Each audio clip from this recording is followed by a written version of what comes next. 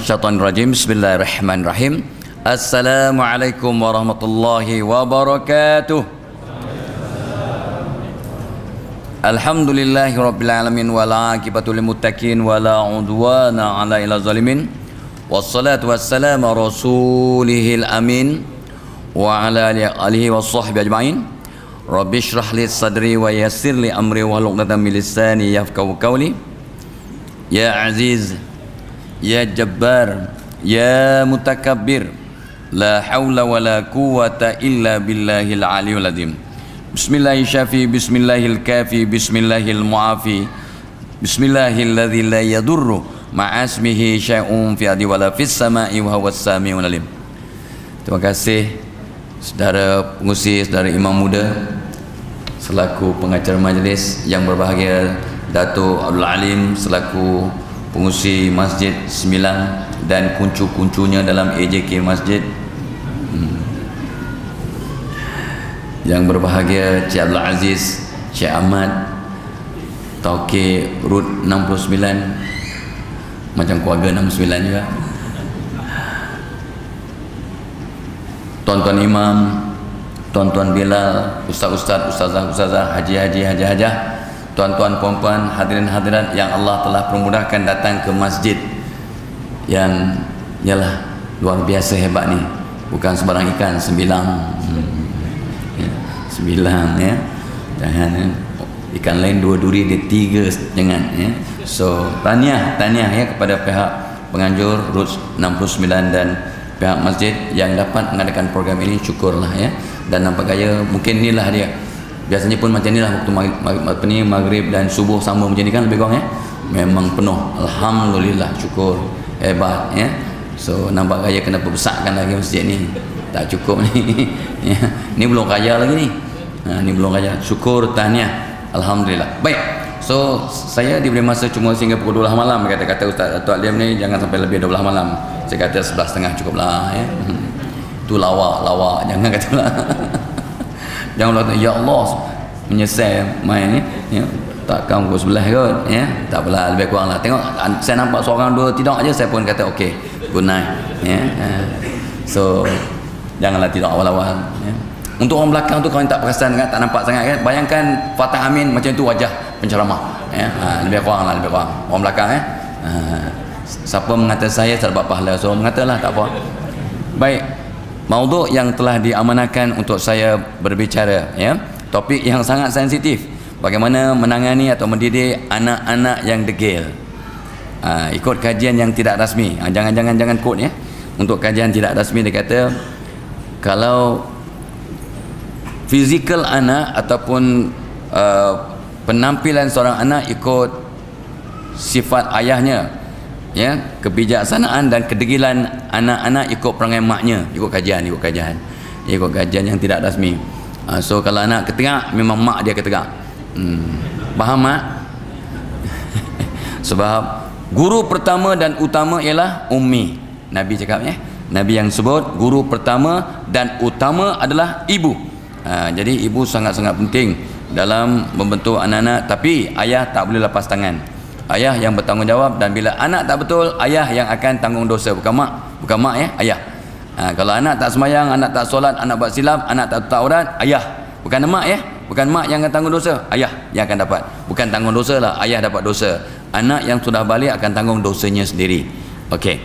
So saya orang sains yang belajar psikologi, yang tak pernah belajar agama secara formal ya. So saya akan bercakap dari kacamata psikologi, dan of course lah orang sains ni yang belajar sedikit-sedikit agama akan cuba yang menerapkan apakah nas-nas ataupun fakta-fakta yang berdasarkan Islam ya, berdasarkan kita hadis dan sunnah dan Quran, untuk menguatkan hujah ya, ataupun bagaimana kita nak didik anak-anak yang degil. Baik.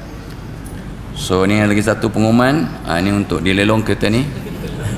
Minta alih kereta MRV WSG, orang wilayah ni, WSG 3175 ya, ada ganggu sikit lalu lintas, minta maaf tuan ya. So pemunya kereta WSG 3175 ni hari Selasa, hari Sabtu, besok ada race, so 3175 Itu lawak bodoh. Jangan kata ya Allah dia bagi nombor ekor pula. Astaghfirullahalazim. Tak tahu pasal apa saya lagu ni dia tengok Datuk Alim punya pasal ni. So tuan-tuan puan-puan, jom kita mulai ya. So bila disebut oleh semua orang ya, semua ustaz, ustazah ya, semua orang selalu cuba kita, barang siapa yang bersyukur Allah tambah-tambah nikmat kepadanya. La in syakartum la azidannakum wa la in kafartum inna azabi lasyadid. Itu semua dah tahu, tapi malam ni kalau boleh kita nak terapkan ya isu kita ni, perbincangan kita ni, bagaimana nak didik anak-anak kita dengan isu kesyukuran. Sebab kalau mak bapak bersyukur, anak-anak bersyukur, insya-Allah kebanyakan masalah yang berkait rapat dengan kedegilan ya ataupun ketegak anak-anak ni semua, kesilapan, salah laku akan dapat dihindarkan. Tapi persoalannya tuan-puan dan saya dan kebanyakan kita ni tidak bersyukur. Saya berani menegaskan ya, dengan tak takut mana-mana pihak pun ya, anda dan saya tak masuk golongan yang bersyukur. Anda dan saya belum bersyukur. Kenapa berani sangat cakap lagu tu? Sebab Allah berfirman ya, sebab Allah berfirman macam mana? Surah As-Sabah ayat 13, wa qalilum min ibadiy syakur, dan amat sedikit di kalangan hamba-Ku yang bersyukur. Takut-takut tuan-puan dan saya yang perasan kita dah bersyukur sebenarnya belum bersyukur. Hence we have all the problems that come to our life yeah? So from time to time I speak English, not to make you understand, just to show off that I can speak English. Oh ada yang faham, ada yang faham. Lawaklah sikit, nyampah lah benda depan ni, serius sangat ya? Okey, jadi jom kita mulakan dengan bersyukur lah ya. Bila ayahnya bersyukur, mak bersyukur, anak-anak dididik bersyukur, masya-Allah ya. Bila kita bersyukur, Allah tambah-tambah nikmat, nikmat kasih sayang, nikmat apa nama kata orang tu, iman, nikmat akhlak, nikmat apa-apa nama perhubungan yang bagus. So banyak nikmat akan Allah berikan kalau anda dan saya bersyukur. Persoalan asas ialah bagaimana kita nak mencapai tahap kesyukuran ini ya. Nanti kita akan terangkan. Saya orang sains, jadi kita akan buat kajian secara empirical, secara yang logical, yang praktikal. Oh betul lah aku tak masuk golongan bersyukur ya, memang aku tak bersyukur. Sebab okey, jangan buang masa. Orang bersyukur ada 4-5 sifat. Sifat pertama ialah patuh perintah Allah. So solat tak pernah tinggal, solat 5 waktu on time, solat sunat diperbanyakkan, solat tahajud kerap buat, solat duha banyak, hampir selalu buat ataupun jarang tinggal ya. So mudah-mudahan anda dan saya masuk golongan yang bersyukur. Nombor 1, orang bersyukur sentiasa jaga ibadah, dan ibadah yang paling penting untuk kita ambil kira, sebab as-salatu imaduddin ialah solat 5 waktu. Cek. So semua orang kata alhamdulillah aku dah solat. Okey, lulus. Sebab saya datang hari ini bukan nak menilai siapa-siapa. Saya tak akan menilai siapa-siapa, sebab kita, kata Umar Al-Khattab radhiyallahu an, hisap diri kamu sebelum kamu dihisap oleh Allah di padang mahsyar. So kita kena hisap diri kita, cek diri kita. Saya tak layak untuk menghisap ataupun menilai orang lain. No, saya tidak akan membuat penilaian sebab saya pun tak sempurna, banyak kelemahan, banyak kesilapan, dan mungkin belum bersyukur pun. Macam mana orang yang macam ini nak menilai orang lain? No, saya tidak akan menilai orang lain. Saya cuma mampu menilai diri saya. Dan saya minta tuan-puan ya, hadirin hadirat dalam rumah Allah ini, jom kita nilai diri kita. Adakah anda dan saya orang bersyukur? Dan ini asas untuk mendidik rumah tangga yang dirahmati dan anak-anak yang insya-Allah terhindar daripada kedegilan yang melampau. Kedegilan yang ada sebab pun ada kehebatan. Oman tu sedegil-degil orang, sejahat-jahat orang pun sebelum beriman, tapi sudah beriman, masya-Allah ya. Okey, orang bersyukur patuh perintah Allah. Yang kedua, orang bersyukur buat apa pun terbaik. Orang bersyukur buat apa pun terbaik. Cek, adakah tuan-puan dan saya buat apa pun terbaik? Contohlah, direct to the point ya, tak ada masa ya, tak nak buang masa. Diberitakan oleh orang alim, semua orang beritahu kita, tidur itu ibarat mati sementara. Mati itu ibarat tidur yang kekal. Semalam kebetulan pukul 2 petang kurang lebih, bira saya, abang ipar saya, bira saya, the only one yang masih hidup, meninggal dunia pada umur 81 tahun. So saya dah tak ada abang ipar, semua sudah meninggal dunia ya. So saya sempatlah ke Johor Bahru malam tadi. Daripada Johor Bahru pukul 11 malam, patah balik ke Bangi pukul 2 sampai. dapat tidur sebentar, and then sampailah ke Penang hari ini. Syukur ya. So masih panjang umur. Asbab amanah saya datang, kalau tidak masih di Johor Bahru. So yang kedua, kita kena ingat bahawa tidur itu ibarat mati sementara. Sebenarnya orang Islam bangun tidur dengan Alhamdulillahillazi ahyana ba'dama amatana walan nusyur. Segala puji bagi Allah yang telah menghidupkan kami selepas mematikan kami. Okey, semua orang cek diri masing-masing ya. Saya cek diri saya. Kalau tidur itu ibarat mati, sampai kita disuruh berdoa oleh Nabi, segala puji bagi Allah yang telah menghidupkan kami selepas mematikan kami. Berapa orang yang sebelum mati malam tadi, mati min tidur, malam tadi berapa orang yang sebelum mati dia solat taubat. Orang kalau nak tahu dia dah tahu dia nak mati pukul 12, dia akan solat taubat. Itu orang yang tak sombong lah. Berapa orang tuan-puan, jangan angkat tangan, jangan geleng kepala, jangan angguk, just ya, aku malam tadi syukur dapat solat taubat. Berapa orang yang tiap malam sebelum tidur dia solat taubat, sebab dia tahu tidur itu ibarat mati. Dia tahu nak mati pukul 12, pukul 11, pukul 1, takkanlah sombong sangat ya. Alah, dia dah tua, bolehlah cakap dengan mari aku 60, takkanlah nak mati ya. Mati tak tunggu tua, mati tak tunggu aksiden, mati tak tunggu kena bakar, mati tak tunggu sakit, mati tak tunggu sebab-sebab tertentu. Mati sampai bila Allah kata dah sampai. So baby pun meninggal dunia, kan pula baby usang, baby purba macam ni semua baby antik yang memang dah patut mati pun sebenarnya. Itu gurau sikit ya. Sebab mati itu satu benda yang benar dan jangan takut mati ya, insyaallah ya. Okey, so cek orang yang bersyukur buat apa pun terbaik. Contohnya tiap malam sebelum tidur dia solat taubat. Cek, dah buat belum?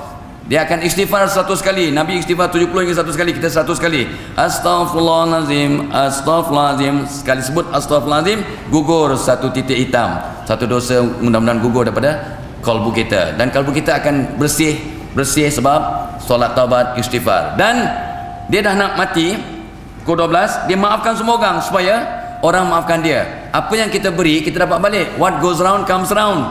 So berapa orang malam tadi selepas solat isya dia solat taubat, and then dia istighfar 100 kali, dia maafkan semua orang.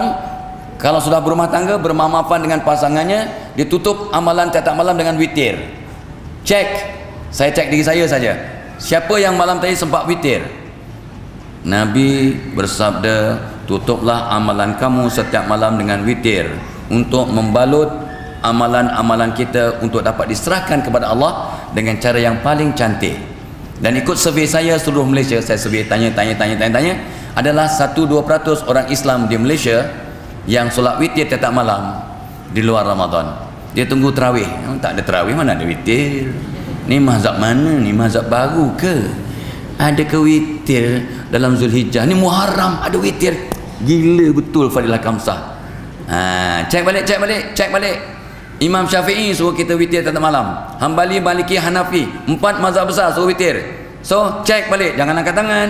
Berapa orang yang sempat witir malam tadi? Terutamanya Datuk Alim. Sebab dia kan musi. Kita tengok imam dulu lah. Cik baik Datuk Alim dah tak ada. Okey, gurau juga. Okey, cek. Kita baringkan jenazah dalam liang lahat, miring ke mana? Miring ke kiri, ke kanan, ke telentang? Miring ke kanan. So tidur yang paling betul, kata Nabi, amalan Nabi, kata pakar sains, saya orang sains, tidur yang paling baik, yang paling sihat, yang paling efisien ialah tidur miring ke kanan. So malam ni semua orang semua orang, mak-mak ingatkan bapak-bapak, bapak-bapak ingatkan anak-anak, semua orang tidur miring ke kanan. Barang siapa tidur miring kanan dengan niat amalkan sunnah, maka setiap saat dia tidur dapat pahala. Masya Allah, tidur yang bermutu. Setiap saat tidur telentang boleh tak? Boleh, harus, hukumnya harus. Dapat pahala tak? Nahi, tak dapat pahala. Pahala tidur tak dapat lah. Pahala tidur tak dapat. Ya, dapatlah rehat. So tidur telentang. 60% orang Malaysia tidur telentang, kajian saya. 30% miring ke kanan. Why not malam ni semua orang, anda dan saya, tidur miring ke kanan. Jadi dalam satu ceramah yang saya lakukan adalah seorang pemuda tanya, dia baru kahwin 3 minggu. Tuan Haji, saya dipanggil Haji, semua orang panggil saya Haji. Kami baru nikah 3 minggu, kalau duduk miring kanan, tengok bumper je takkan jadi di. Nampak bumper je Ji. Yang faham, yang tak faham belum cukup umur, tak apa. Ya, jangan sibuk tanya. mak bumper apa, mak bumper apa, mak, kau jangan sibuk. So saya kata kat budak ni, tuan, apa saya kata tadi, yang saya habaq tadi, bila nak tidur mengiring ke kanan, sebelum tidur hang mengiring ke mana, lagu mana tak apa. Dah siap kegiatan bersamamu, bolehlah mengiring ke kanan. Faham? Faham. Let's do it malam ni. Nampak? Malam ni semua orang solat taubat, asbab kita bersama. Bukan sebab Filah Kamsah cakap, dah. Sebab ya, tidur ibarat mati. Aku sombong ya. Siapakah orang yang sombong? Orang yang lupa berdoa, kurang berdoa, tidak berdoa. So kita solat taubat tetap malam sebab nak jadi orang yang bersyukur. Ya, sebab tidur ibarat mati. Aku nak bertaubat belum mati, istighfar 100 kali, bermaaf-maafan suami isteri. Tolong wahai orang perempuan, sabda Nabi, orang perempuan yang jaga solat 5 waktu, beres. Yang jaga Ramadan dengan sempurna, siap. Yang jaga kehormatan, insya-Allah. Yang dapat keampunan dan redha suami kamu, 4 syarat. Mari masuk syurgaku. Dari mana pintu kau ndak? Jelas, dah biasa dengar. Tapi persoalannya, kenapa Nabi pula dalam Isra Mi'raj mengatakan, oh aku lihat dalam neraka, kebanyakan neraka adalah orang perempuan. Di mana silapnya? Jaga solat dah, jaga Ramadan sudah, jaga kehormatan baik. Kenapa orang perempuan ramai dah? Orang lelaki ni baik-baik sangat ke? Nampak macam dah juga, tak baik juga. Nampak baik sangat kau jantan ni? Dah. Ya, tapi kenapa tak ramai dalam neraka? Sebab syurga laki-laki di bawah telapak kaki ibu.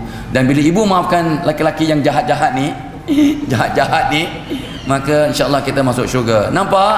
So para ibu yang saya kasih, maafkan semua anak, dan para suami yang saya hormati, sekarang lah ni maafkan isteri anda. Kalau ada dua-dua, tiga-tiga lah maafkan lah ni.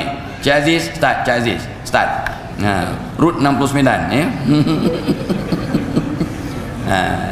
Aduh, inilah dia orang yang rasa dia bersyukur. Aku dah bersyukur dah. Allah, betul juga aku solat taubat jarang ya. Solat witir, alamak, sejak puasa lah aku tinggal dah ya.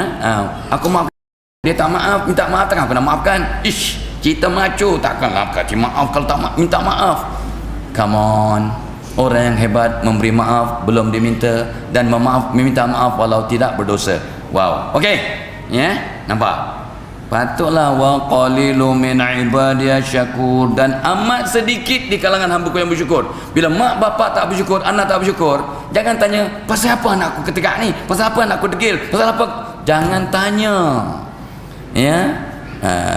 Apa kata para ulama, selalu kita dengar kan, kat WhatsApp dah viral, barang siapa nak memperbaiki hidupnya, perbaikilah solatnya.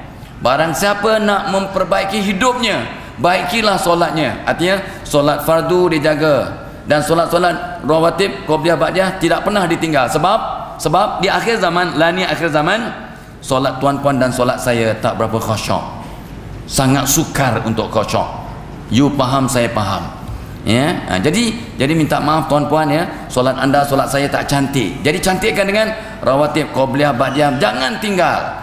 No matter what, jangan tinggal. Tolong. Ini asas-asas ya, untuk kita pergi ke arah membentuk kesyukuran. Semua kita ni belum sempurna, tuan-puan dan saya belum sempurna. Jadi jangan terperanjat kalau anak-anak kita degil. Sebab ni kata ulama, anak-anak tak berapa dengar cakap mak bapa. Anak-anak sentiasa tengok perangai mak bapa. Anak-anak tak berapa dengar cakap mak bapa, tapi anak-anak akan ikut tindakan mak bapa.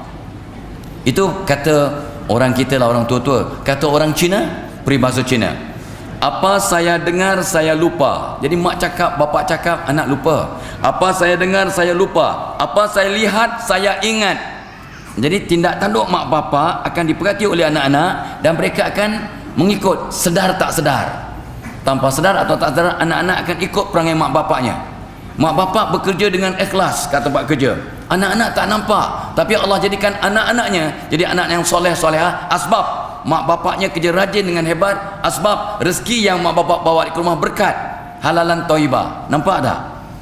Jadi kalau mak bapak memonteng, mengular, menganakonda, mengular sawa ya, menggadget-gadget kat tempat kerja pun nasib bergadget-gadget aja, bergadget-gadget ya, itu mencuri masa tu, anak tak nampak. Tapi rezeki yang dibawa balik ke rumah tak berapa cantik kesannya.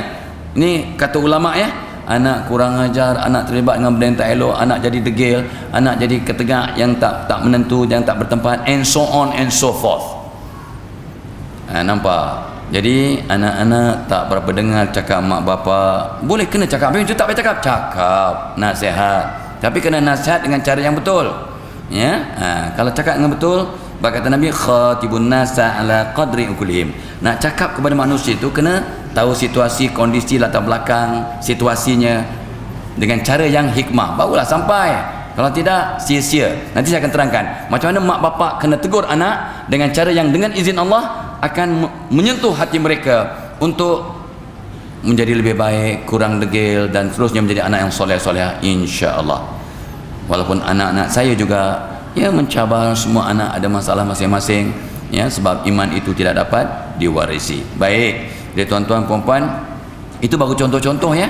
Ya. So orang yang bersyukur bangun tidur mesti senyum sebab dia masih hidup, dia bersyukur dia masih hidup. Orang bersyukur bangun tidur terus senyum. Dan pakar psikologi dunia telah buat kajian, barang siapa yang senyum waktu pagi bangun tidur, maka insya-Allah sepanjang hari jadi positif.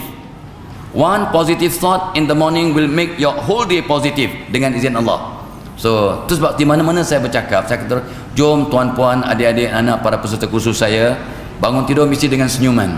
Angkat tangan senyum, bangun tidur terus alhamdulillah sambil senyum, alhamdulillahillazi ahyana ba'dama amatana wa lansyur. Betul baca doa yang Nabi ajar, doa waktu pagi, Allahumma inni as'aluka ilman nafi'a wa rizqan thayyiba wa amalan mutaqabbala. Kan doa yang Nabi suruh baca tu kan, ya Allah berikan aku ilmu yang baik, rezeki ilmu yang bermanfaat, rezeki yang baik dan amalan yang kau terima. Dan tak boleh bahasa Arab, bahasa Jawa boleh. Orang Penang kan cakap Jawa, ya. Balawak pun tak faham, benci, ya. Cakap bahasa apa pun Allah faham, cakaplah, jangan habis ini macam mana aku tak faham bahasa Arab, macam mana doa? Doa dalam bahasa yang kita faham. Minta sungguh-sungguh, kecilkan diri kita ni, ya. Rasa kecil sampai mengembang bulu roma, insya-Allah makbul. Okey. Nampak? Tidur tak betul, bangun tidur tak betul. Barang siapa masuk bilik air dengan kaki kiri, otak kanannya akan terangsang. Otak kanan ni otak iman. Otak iman, otak kanan ni otak iman. Jadi kalau masuk bilik air kaki kiri, sunnah Nabi, maka otak kanan akan terangsang. Kalau semua mak bapak dan anak-anak masuk bilik air dengan sedar masuk kaki kiri, dan ikut survey saya, ramai orang tahu masuk bilik air kaki kiri, keluar bilik air kaki kanan, masuk masjid kaki kanan, keluar masjid kaki kiri. Tahu, tapi perasan tak? Semua orang perasan tak dengan sengaja? Tapi masuk masjid saya yakin semua orang perasan. Ya, dengan baca bismillah, ya. Batu macam mana doa masuk masjid? Dia kena masuk masjid baru ingat. Dah ni dah masjid tak ingat dah. Ya, so masuk masjid dengan doa kaki kanan. So masuk bilik air kaki kiri, otak kanan otak iman, otak kreatif, otak warna-warni. Ni otak ni yang menyebabkan anak jadi degil, ketegak semacam, pandai buat benda yang meragam, yang di luar logik. Ni otak kanan. Otak kiri ni otak logik, otak fakta, otak ilmu, otak hitam putih, otak undang-undang. Nak ikut undang, otak kiri kena berfungsi. Allah punya kuasa. Jadi masuk bilik air dengan kaki kiri dengan sedar, merangsang otak iman. Keluar bilik air dengan kaki kanan, merangsang otak logik, menyebabkan anak-anak dan mak bapaknya jadi logikal, seimbang, mudah ikut peraturan, tak degil, tak melanggar peraturan dan sebagainya. Nampak tak? Jadi cantiknya Islam ini, dia merangsang otak kanan, otak kiri, dan ada dia punya hikmah-hikmah yang tersembunyi. Jadi bukan sia-sia. Jadi bila saya survey, maaf ya, saya survey peserta kursus saya seluruh negara, berapa orang yang perasan ni orang dewasa ni, eksekutif, baru 2 hari lepas sekumpulan saya tak sebut di mana lah, eksekutif, you perasan tak kaki apa yang masuk bidaya? Tak perasan. Ni orang umur 30-an, graduate, eksekutif, you perasan tak? Tak perasan. Daripada 100 yang saya tanya, yang perasan ada dalam 10-15%. Yang lain tak perasan. So hari ini tuan-puan dan saya, jom kita perasan apa yang kita buat. Setiap apa yang kita buat dengan sungguh-sungguh, barulah kita mudah-mudahan dalam proses nak jadi orang bersyukur. Ingat, bila mak bapak bersyukur, anak-anak bersyukur, maka masalah kedegilan, kurang sopan, kurang ajar, masalah-masalah berontak dan sebagainya akan dapat dikurangkan langkah demi langkah. Okey. Satu lagi sebelum kita pindah topik, ya. Sebab saya terus akan pergi kepada apa akan Jadi kalau anak kita degil, apa nak buat? Itu yang penting sangat ya. Itu yang sampai dalam pukul, kan dalam pukul 10.30 saya start, dalam pukul 12 habislah ya. Topik tu. Ingat kita terus buat qiyamul lail ya, menimam kita buat qiyamul lail malam ni lah. Besok pun cuti kan. Sempena awal Muharram 1439. Ya. Allahu Akbar. So ikut kajian sains ni, kalau ada doktor-doktor di sini boleh mengesahkan, barang siapa yang makan buah-buahan sebelum sarapan, barang siapa belum makan buah-buahan sebelum makan tengah hari, makan petang, jangan makan malam ya, seeloknya makan petang ya, sebab Nabi suruh kita makan petang, makan sebelum matahari terbenam, sebelum maghrib, kecuali Ramadan kita makan bila masuk maghrib ya. So kita disuruh makan sebelum matahari terbenam. Barang siapa makan buah-buahan sebelum makan sarapan, makan tengah hari, makan petang, badannya akan jadi alkaline, alkali, pH 7.5 ke atas lah ya, 7 ke atas ya. Bila badan kita alkali, dengan izin Allah, satu penyakit pun tak boleh singgah ke badan kita, termasuklah sakit-sakit rohani, dengan izin Allah. Guru saya pesan kat saya, ulama-ulama pesan kat saya, Muhammad Fadilah, semua masalah fizikal bermula dengan sakit rohani. Sakit hatinya, sakit jiwanya, maka fizikal sakit ya. Sebab seketul daging, rohani di situ. Seketul daging kalau kotor, satu badan sengsara. Kalau hati kotor, satu badan akan sakit. So hati kotor mean rohani yang kotor ya. Kita azan dulu ke sambung terus? Azan dulu ke sambung? Okey, baik ya. Kena minta izin. Itu jadi saya tak dianggap anak yang degil. Tengok dah masuk waktu pun digasaknya apa punya bangsa bila kamsa ni. Saya bangsa Jawa, kira okey lah ya. Alright, baik ya. So mak, ni dia mak, tolong pastikan anak-anak kita sarapan makan buah dulu. Tak kisah buah apa, buah pisang ke, musang king ke ya, tak kisah apa-apa ya, apa-apa buah-buahan yang bermusim. Dah musim dengar durian balik pulau yang terbaik ya, kata Haji Alim, saya cuma kecuali Leo je lah, tempat tak dapat rasa kan. So tolong ya mak, pastikan anak-anak makan sarapan. Tetapi ini saya lupa nak cakap, sebelum anak-anak dapat dididik untuk jadi anak yang soleh-soleh dan tidak degil, mak bapak kena didik diri dan berubah supaya tidak degil. Sebelum mak bapak berubah, jangan sibuk anak-anak nak diubah. Sebelum mak bapak berubah, jangan sibuk nak suruh anak-anak berubah. Sebab pesan guru saya, Allahyarham Ustaz Haruddin, pesan kat kami anak muridnya, dia kata apa? Barang siapa berubah dalaman dan luaran, diubah hatinya, diubah pemikirannya, diubah tindak tanduknya dengan istiqamah, maka Allah akan ubah keluarganya, anak-anaknya, jiran-jirannya, dan semua manusia dan makhluk di sekitarnya. Barang siapa berubah luar dan dalam, hatinya diubah, kepalanya diubah, maksudnya cara berfikir, tindak tanduknya diubah, amalan ibadahnya dipertingkatkan, dia berubah dengan istiqamah, dan sesuatu perangai terbentuk ataupun satu tabiat terbentuk selepas kita amalkan selama 40 hari. A new habit is formed in 40 days. Bila kita amalkan selama 40 hari, InsyaAllah akan jadi tabiat, insyaAllah ya. Sampai Nabi bersabda, barang siapa yang taat kepada Allah selama 40 hari, maka Allah akan memberikan hikmah dalam hatinya melalui lidahnya. Hadis riwayat Abu Naim sahih ya. So dan Abu Dawud. So mudah-mudahan kita amalkan satu perubahan yang baik itu. Ni ambil kesempatan Ma'al Hijrah ya, 1 Muharram 1439 ini sebagai asbab kita berubah tiap-tiap hari, tak tunggu bila-bila masa tarikh tertentu. Tapi why not, sementara kita ada tahun baru, kita jadikan sebagai asas untuk perubahan yang lebih drastik, lebih besar dan lebih bermakna. Mana tahu 1439 Hijri ini tahun terakhir anda dan saya di atas muka bumi ini. Jangan kita perasan dia dah 60 lebih, bolehlah saya dah 66 tahun, nampak je handsome, dah bangka sangat ya. So ramai sangat orang kata saya macam Fatah Amin, ada macam Aaron Aziz saja. Saya tak perasan, tapi saya tengok cermin memang ada iras-iras ya. Siapa mengata saya dapat pahala, katalah mam, Okey, alright, baik. So mulai besok ya, mulai esok tolong sarapan makan buah. Okey, Cukuplah tu. Ya, so sekarang kita terus pergi topik ketukar kepada sebelum kita dikatakan saya dah ucap terima kasih pada Route 69 dan Masjid 9. Ni gambar yang ada dalam Facebook saya tengok, cantiknya, cantik lagi masjid ni. Ni gambar lama lah. Lepas tu ni ada satu lagi yang saya, ni macam orang Penang juga, dia suaminya macam mamak Penang tapi bukan senang nak dia.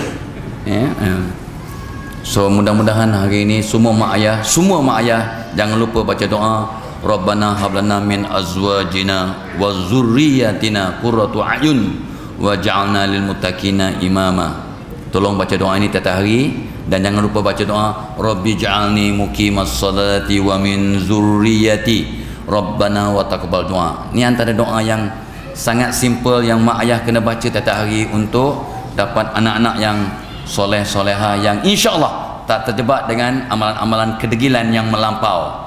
Degil ada hebatnya kalau bertempat, tapi kedegilan yang melampau yang tak kena tempat memang membawa petaka yang negatif. So tanya mak bapak, yang ni yang saya sebut sejak awal-awal tadi. This is what worries me a lot. Wa qalilu min ibadiy syakur. As-Saba ayat 13. Dan amat sedikit di kalangan hamba-Ku yang bersyukur. Okey. Baik. Dan Nabi berpesan, hadis banyak ada alami, orang yang 2 hari berturut-turut tak berubah pasti gagal. Dan saya ulang tadi, saya dah sebut tadi, mak ayah wajib berubah dahulu sebelum mengharapkan anak-anak berubah, untuk jadi anak-anak yang soleh soleha dan terhindar daripada amalan-amalan yang dianggap degil dan sebagainya. So mak ayah kena berubah dulu. Kita sebagai imam, kepemimpinan melalui teladan. Dan saya suka kata Aisyah radhiyallahu anha bila ditanya oleh para sahabat, wahai Ummul Mukminin, bilakah masanya Allah kata kita jahat? Dan Aisyah menjawab, kita akan dianggap jahat oleh Allah bila kita perasan, kita rasa kita dah baik. So tuan-puan, termasuk semualah, imam ke Bilal ke Fadilah Kamsah termasuk, janganlah kita, anda dan saya perasan kita dah baik. Kalau anda dan saya, alhamdulillah aku dah memang ahli masjid, aku sembahyang 5 waktu, aku alhamdulillah. Jangan terpedaya dengan bisikan setan. Barang siapa sangka dia dah baik, dia dah jahat dari kacamata Allah. Sebab dah mula riak, ujub, dan aku okey apa nak ubah? Orang yang 2 hari tak berubah gagal, kata Nabi. So jangan sangka anda dan saya sudah okey. Bak kata orang putih, all of us, parents and children, we are work in progress. Kita ni ibarat kerja yang belum sempurna, bangunan yang belum sempurna. Jadi kita masih dalam proses nak sempurnakan diri kita sampai kita mati. Dah mati baru imam tanya pada jamaah, wahai para jamaah, bagaimana pandangan terhadap ini mayat? Jawabnya, baik. Ditanya 3 kali, imam pun dengar tak dengar je tanya, bagaimana pandangan terhadap jenazah? Baik. Tahu tak tahu, kenal tak kenal, kita akan jawab baik. Sebab bila ramai orang kata kita baik, maka Allah kata kita baik. Bila sahabat bertanya pada Nabi, ya Rasulullah, bilakah masanya kita tahu yang Allah kata kita baik? Macam mana nak tahu Allah kata kita baik? Sahabat bertanya pada Nabi. Nabi menjawab, Allah akan kata kita baik kalau ramai orang kata kita baik. Itu sebabnya kita kena sentiasa pesan memesan, didik mendidik. Jangan sekali menuduh, jangan sekali mengata, jangan mengkritik, mengkomen. Sahaja boleh komen, boleh kritik untuk membangun, tapi di samping kita menegur, tolong doakan, tolong pesan, tolong didik. Dan kata Ali radhiyallahu anhu, barang siapa nak tunggu dirinya sempurna baru nak berdakwah, maka tak ramai orang yang layak berdakwah. Tak ramai, mungkin hampir tak ada. Mana ada orang yang sempurna? Kalau dari Nabi sallallahu alaihi wasallam, mana ada yang maksum? So kita kena perbaiki diri dan ajak orang lain sama-sama jadi baik. Okey.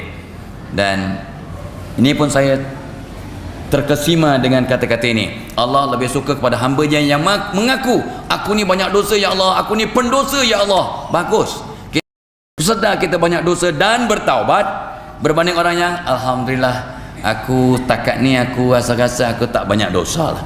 Sembahyang penuh, puasa okey, masjid pun 5 kali, aku pun memang pengusi masjid, okey. Ni bukannya Datuk Amin, Datuk lain, masjid lain. Kau jangan pula kata dia tiba Datuk Alim pula. Dah, okey. So jangan tuan-puan dan saya perasan kita dah baik, ya, dan orang yang rasa dia berdosa lebih baik, lebih mulia, ya, rasa berdosa dan bertaubatlah berbanding orang yang rasa dia dah baik, dia dah alim dan sebagainya, ya. Okey. So sebenarnya untuk sampai pukul 12 malam dia punya rangkanya ialah satu, jika anak kita degil apa nak buat.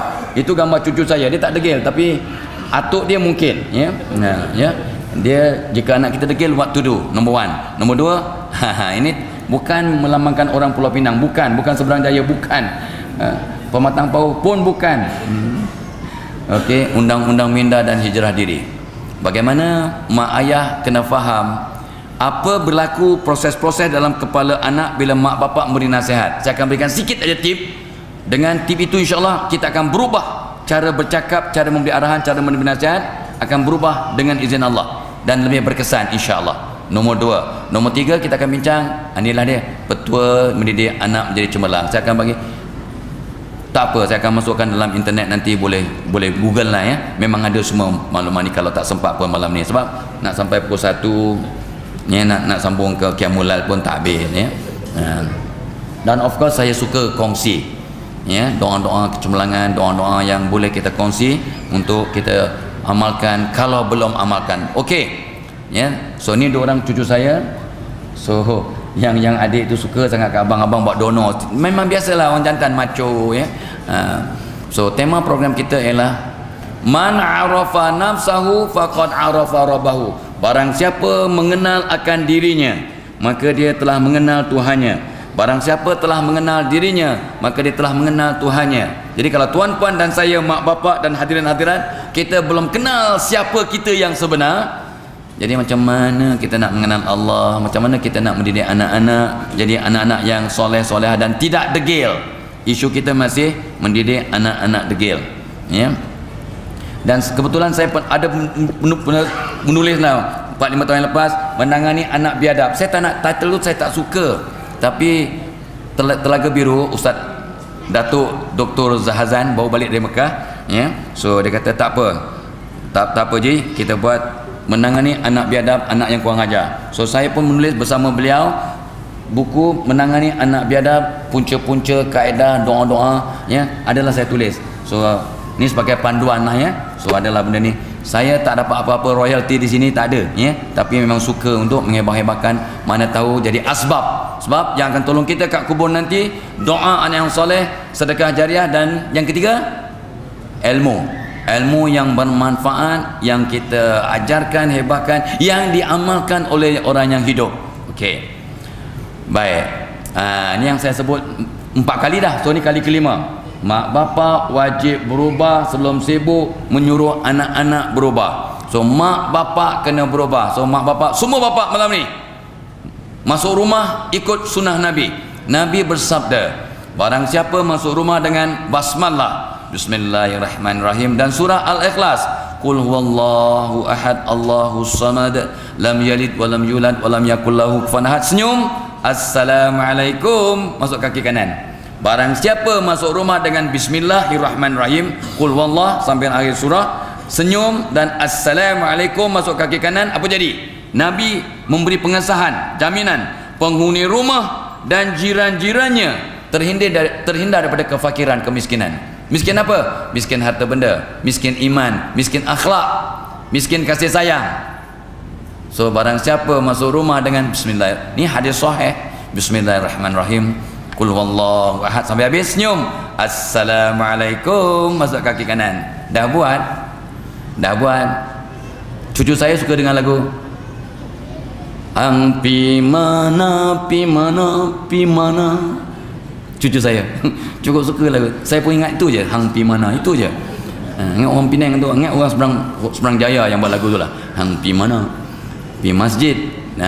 Pi masjid bagus, tapi nak masuk rumah everybody, semua lelaki ataupun yang yakin dia lelaki. Itu sindiran pedas tu. Tolong semua orang, yang paling wajib untuk buat selepas cakap ni siapa? Fadilah Kamsah. Sebab ya ayyuhallazina amanu lima taquluna ma la tafalun kabura maqtan 'indallah an taqulu ma la tafalun. Wahai orang beriman, kenapa engkau cakap tapi engkau tak buat?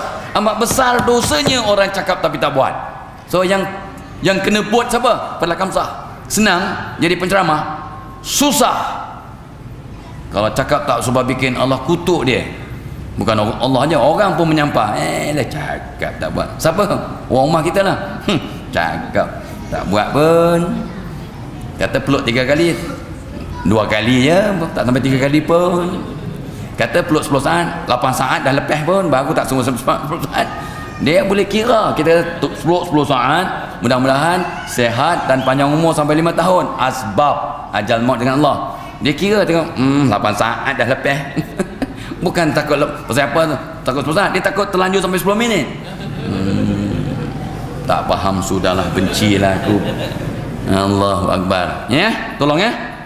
So let's move on. So yang saya sebut awal tadi, anak-anak tak belajar dari apa yang mak bapak cakap, tapi mereka akan belajar daripada apa yang mak bapak lakukan. So please ya mak bapak, kan mak ada habaq 10 kali dah. Ada seorang profesor saya, dia ni orang psikologi, dia kata apa? Anak-anak yang pintar kena dipesan 150 hingga 200 kali baru benar-benar faham. Anak-anaknya yang pandai, yang bijak, kena dipesan oleh mak ayah 150 hingga 200 kali baru benar-benar faham. Mula-mula saya dapat tu, takkan bengap sangat anak sampai 200 kali baru nak faham. Pada pendapat saya yang kononnya pandai ni. Tapi tengok balik, Nabi kata apa? Bila anak umur 7 tahun, kena disuruh dia sembahyang. Dan mula suruh dia sembahyang umur 7 tahun. Umur berapa tahun boleh rotan kalau tak solat? 10. Dari 7 tahun hingga 10 tahun berapa tahun? 3 tahun. Dalam 3 tahun berapa hari? Katalah, yalah dia 360, katalah 1000 hari lah, senang. Kan 365 kali 3 payah sangat ya. Orang Penang bukan tahu pandai sangat matematik. Sajalah lawak, takkanlah marah kot. Ya, takkanlah marah kat Fatah Amin. Ya. So 1000 hari, artinya 1000 kali pesan baru boleh rotan. Nabi habaq tu, Nabi yang cakap kena 1000 hari. Nabi tak cakap 3 hari pun. Nabi kata daripada umur 7 hingga 10 tahun. Dah umur 10 tahun baru boleh rotan. Saya ambil dari situ, bukan kata mana ada hadis kata 1000 hari, tak ada pun. Janganlah lawyer buruk. Ya, buatlah kita skill calculation ya. Jadi kada umur 7 hingga 10 tahun tu 3 tahun. 3 tahun katalah lebih kurang 1000 hari. 1000 hari lebih lah. So kena pesan tiap hari, and then dah 1000 kali pesan, tak juga solat dengan sengaja, dengan tak ada sebab, boleh rotan.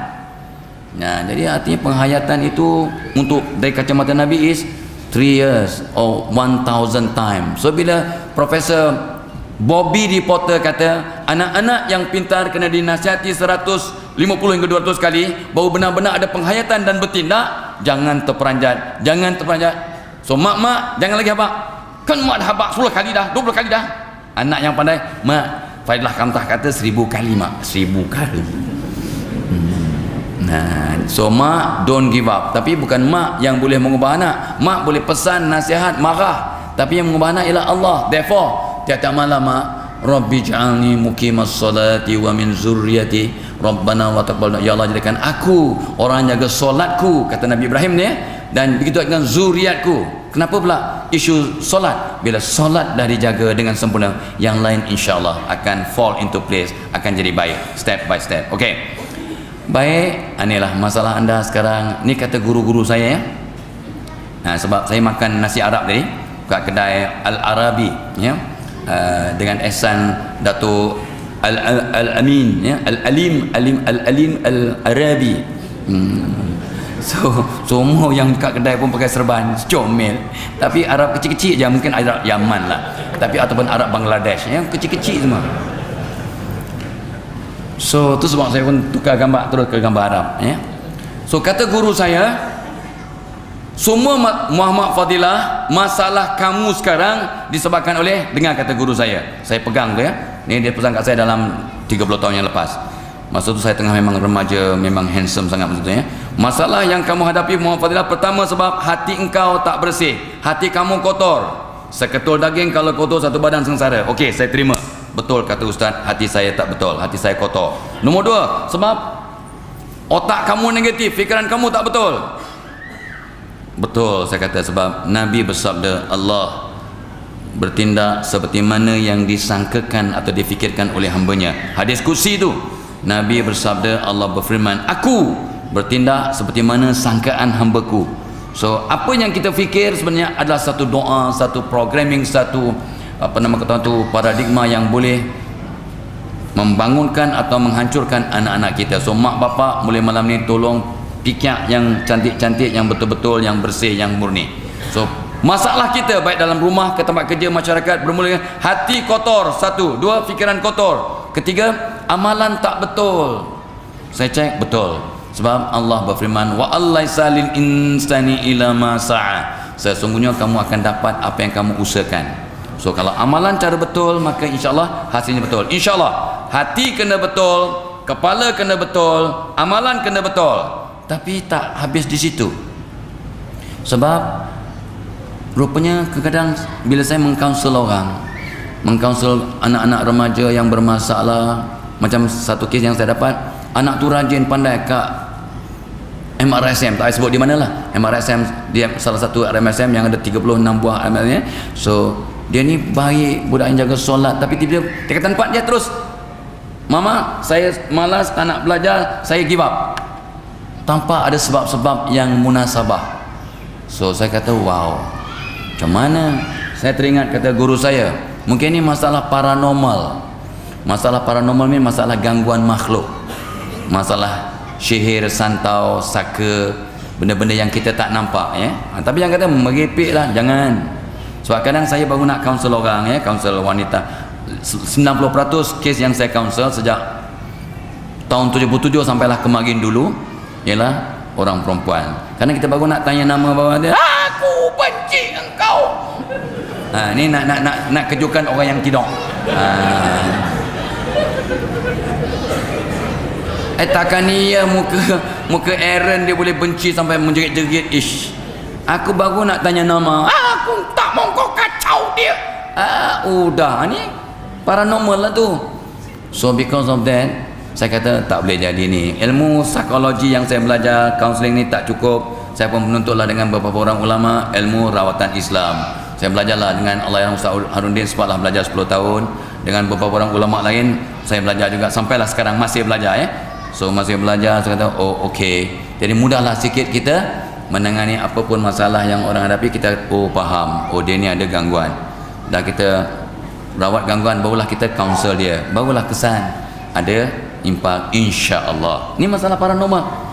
So samalah macam kemarin kat Facebook saya, anak saya umur 6 tahun, dia ni suka berhayal. Dia selalu bercakap dengan orang yang makhluk yang dia tak nampak. Saya dah marah dia, tapi dia masih kata mungkin dia nampak betul. Ada seorang mak, samalah ya, anak dia sejak umur 5-6 tahun dah selalu bercakap dengan kawan yang tak nampak. Tapi mak kata dia ni memang sejak kecil berhayal.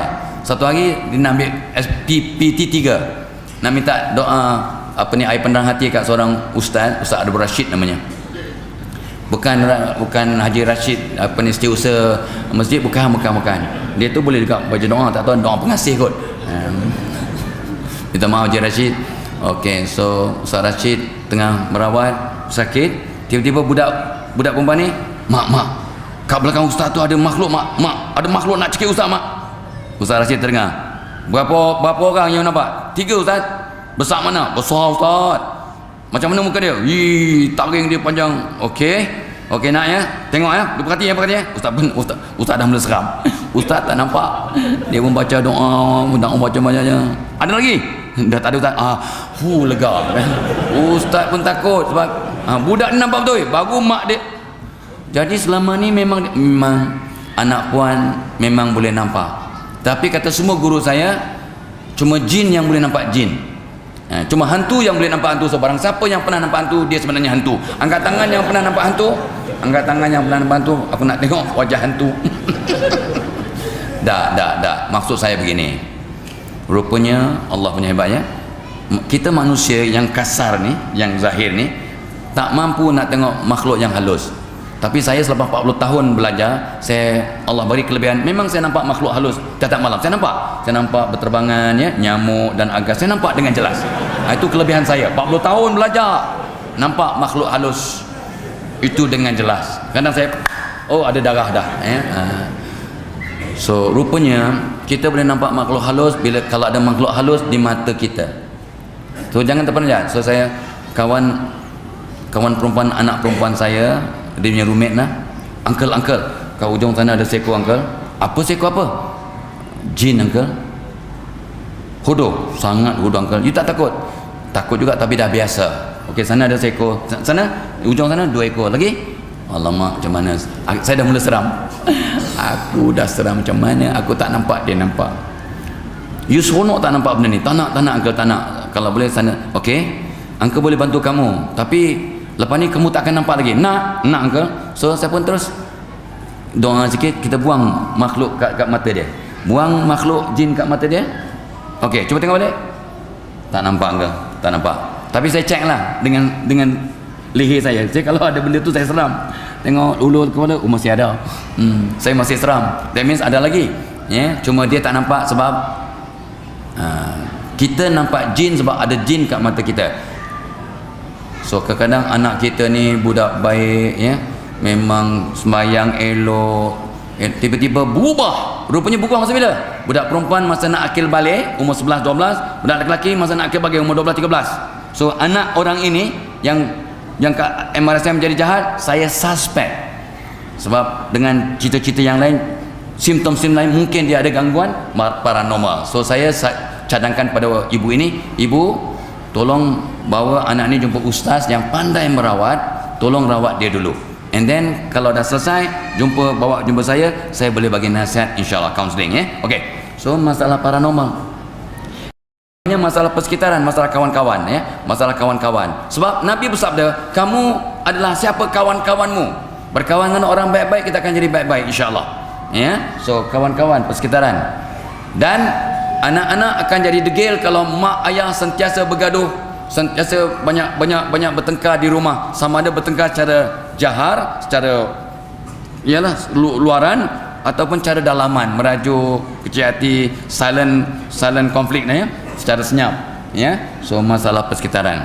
Dan yang keenamnya, kadang-kadang tak ada masalah anak-anak kita ni. Dia anak yang baik, sembahyangnya bagus, hatinya okey, baca Quran ada, doakan guru-gurunya, doakan kawannya, zikir pun ada anak kita ni. Tetapi masih ada masalah. Mungkin sebab Allah bila kasih akan hambanya, maka hambanya akan diuji. Therefore, jadi kita kena faham dulu. Oh, anak aku ni rupanya. Jadi jangan kita terus menyalahkan anak atau menyalahkan cikgu atau menyalahkan pihak-pihak yang lain bila belum kita pasti apakah punca masalahnya. Nak cari ubat senang, nak tahu punca penyakit itu yang susah. Okey. So itu yang kita akan bincangkan sikit-sikit. So ini kita tak ada masa, so kita terus lagi kepada kalau anak kita degil. Cuma saya nak pesanlah pada semua bapa-bapa, termasuk utamanya Fazila Kamsah, hormati isteri. Oh ni tak nampak, tak apa. Hormati isteri kita. Hormati isteri kamu seperti kamu menghormati ibu kamu, sebab isteri kamu adalah ibu kepada anak-anakmu. Ni yang saya nak share dengan semua orang. Hormati isteri seperti kita menghormati emak kita, sebab isteri kita adalah emak kepada anak-anak kita. Tuan-tuan, puan-puan,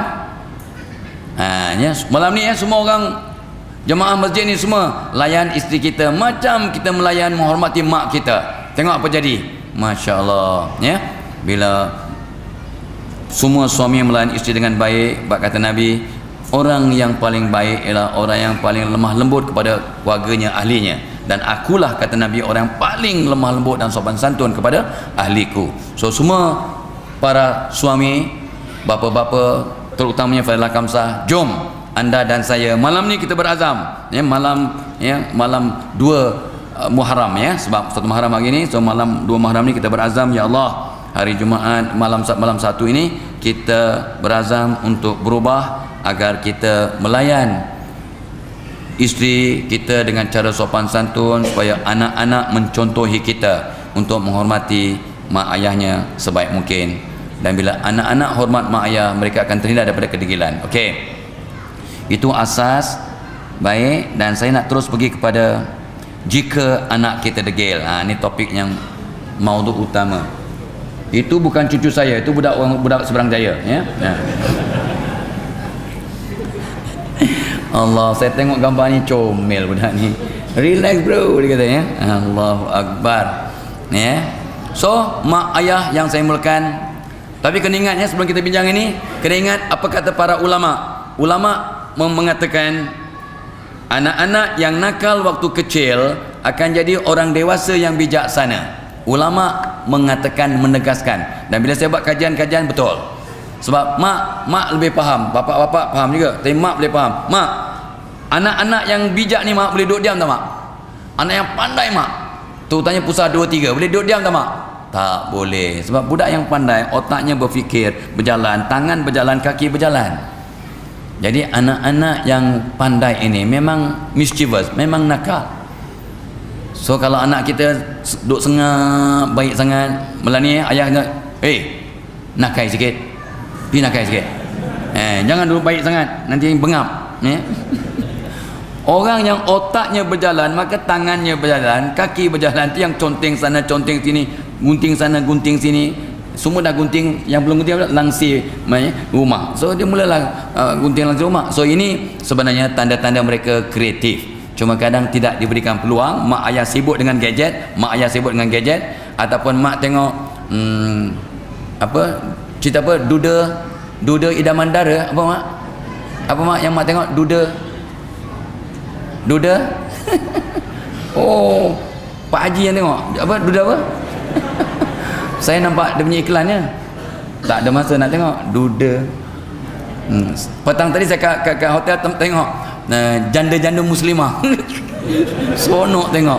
Pukul Jumaat mana kita ada masa tengok, tapi hari ni sebab kat Penang saya tengok pukul 3 ke pukul apa tadi, ya, janda muslimah, ya mak, janda muslimah. Ya Allah, tiga-tiga comel. Kalau janda macam itu, yang tak apa duda pun boleh minat. Tak faham sudah. Okey mak ayah, ya. So kena ingat baik bahawa anak-anak yang nakal waktu kecil sebenarnya mereka bijaksana. So mak jangan sebut mereka jahat atau degil. Okey, do I leave something yang before that? Do I leave, adakah saya tertinggal satu benda? Oh belum tertinggal, ya. Okey, baik. So bila anak kita degil, mak ayah, mak bapak harus mengkaji 5-6 perkara. Pertama, mak ayah kena kaji bagaimana kita berfikir. Sebab Nabi bersabda, Allah berfirman, aku, kata Allah, bertindak seperti mana yang difikirkan, yang disangkakan oleh hamba-Ku.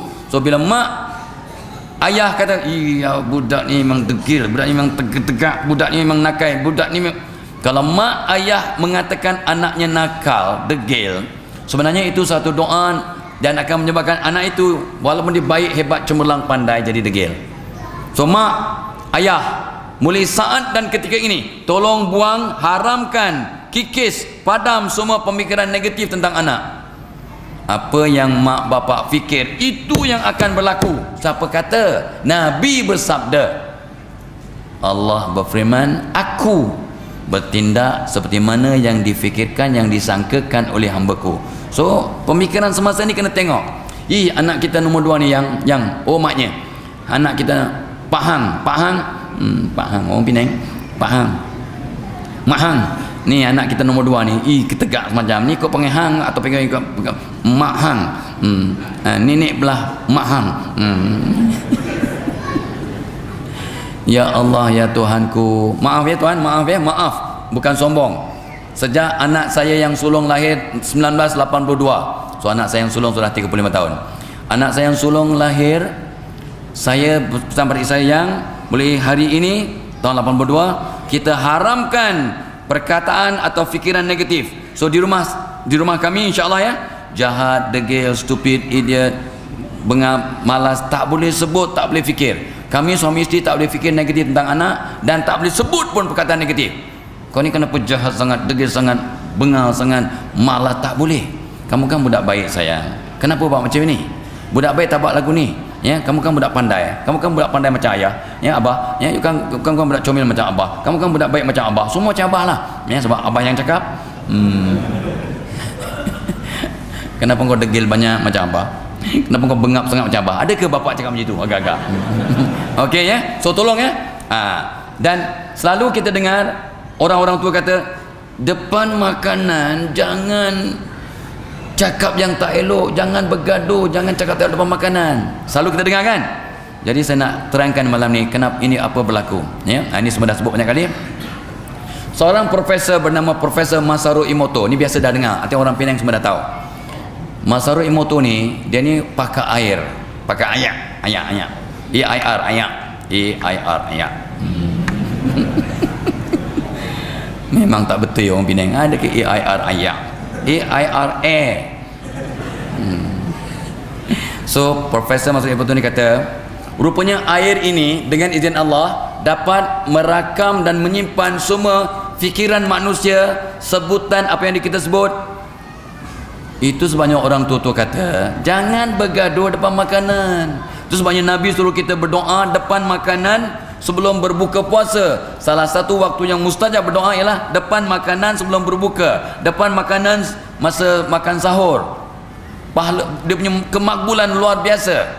Oh, Masya Allah. Itu sebabnya, so Masaru Emoto buat kajian, bila itu belah kiri lah gambar molekul air yang biasa macam air mineral ni, tu belah kiri. Tetapi selepas didoakan, contoh doa ialah Bismillahirrahmanirrahim, Alhamdulillahirrahmanirrahim. Habis dah baca doa tu, kita embus ke air tu. Itu sebabnya Nabi bila merawat orang yang sakit, Nabi baca Fatihah dan hembus ke air dan suruh minum air itu, atau baca Fatihah dan hembus ke badan orang yang sakit. Nampak? Ni orang Jepun yang buat kajian, orang Buddhis, tapi satu dunia gempar dan buat kajian betul orang ini ya. So ini, dan bila Profesor Masaru Emoto dengar orang Islam kata, tapi air yang terbaik Prof, the best water is Zam-Zam water, dia pun heran, Zam-Zam water, okey. Dia pun kaji, dia pun ambil air Zam-Zam, dia ambil gambar molekul air Zam-Zam yang semula jadi sebelum didoakan. Ini gambar yang dia dapat. Dia pun geleng kepala, tapi dia belum tak dapat beriman. Dia meninggal 2 tahun yang lepas sebelum dapat beriman, sebelum dapat hidayah. Dia geleng kepala, Masya Allah. Dia kata, kita lah kata Masya Allah, dia tak ada, dia orang Buddhis. Dia kata, oh my God, ya, oh ya Allah cantiknya. Ini semula jadi ya. Ini gambar molekul air Zam-Zam warna emas. Allah punya kuasa cantiknya. Dan pH air Zam-Zam ialah 7.5.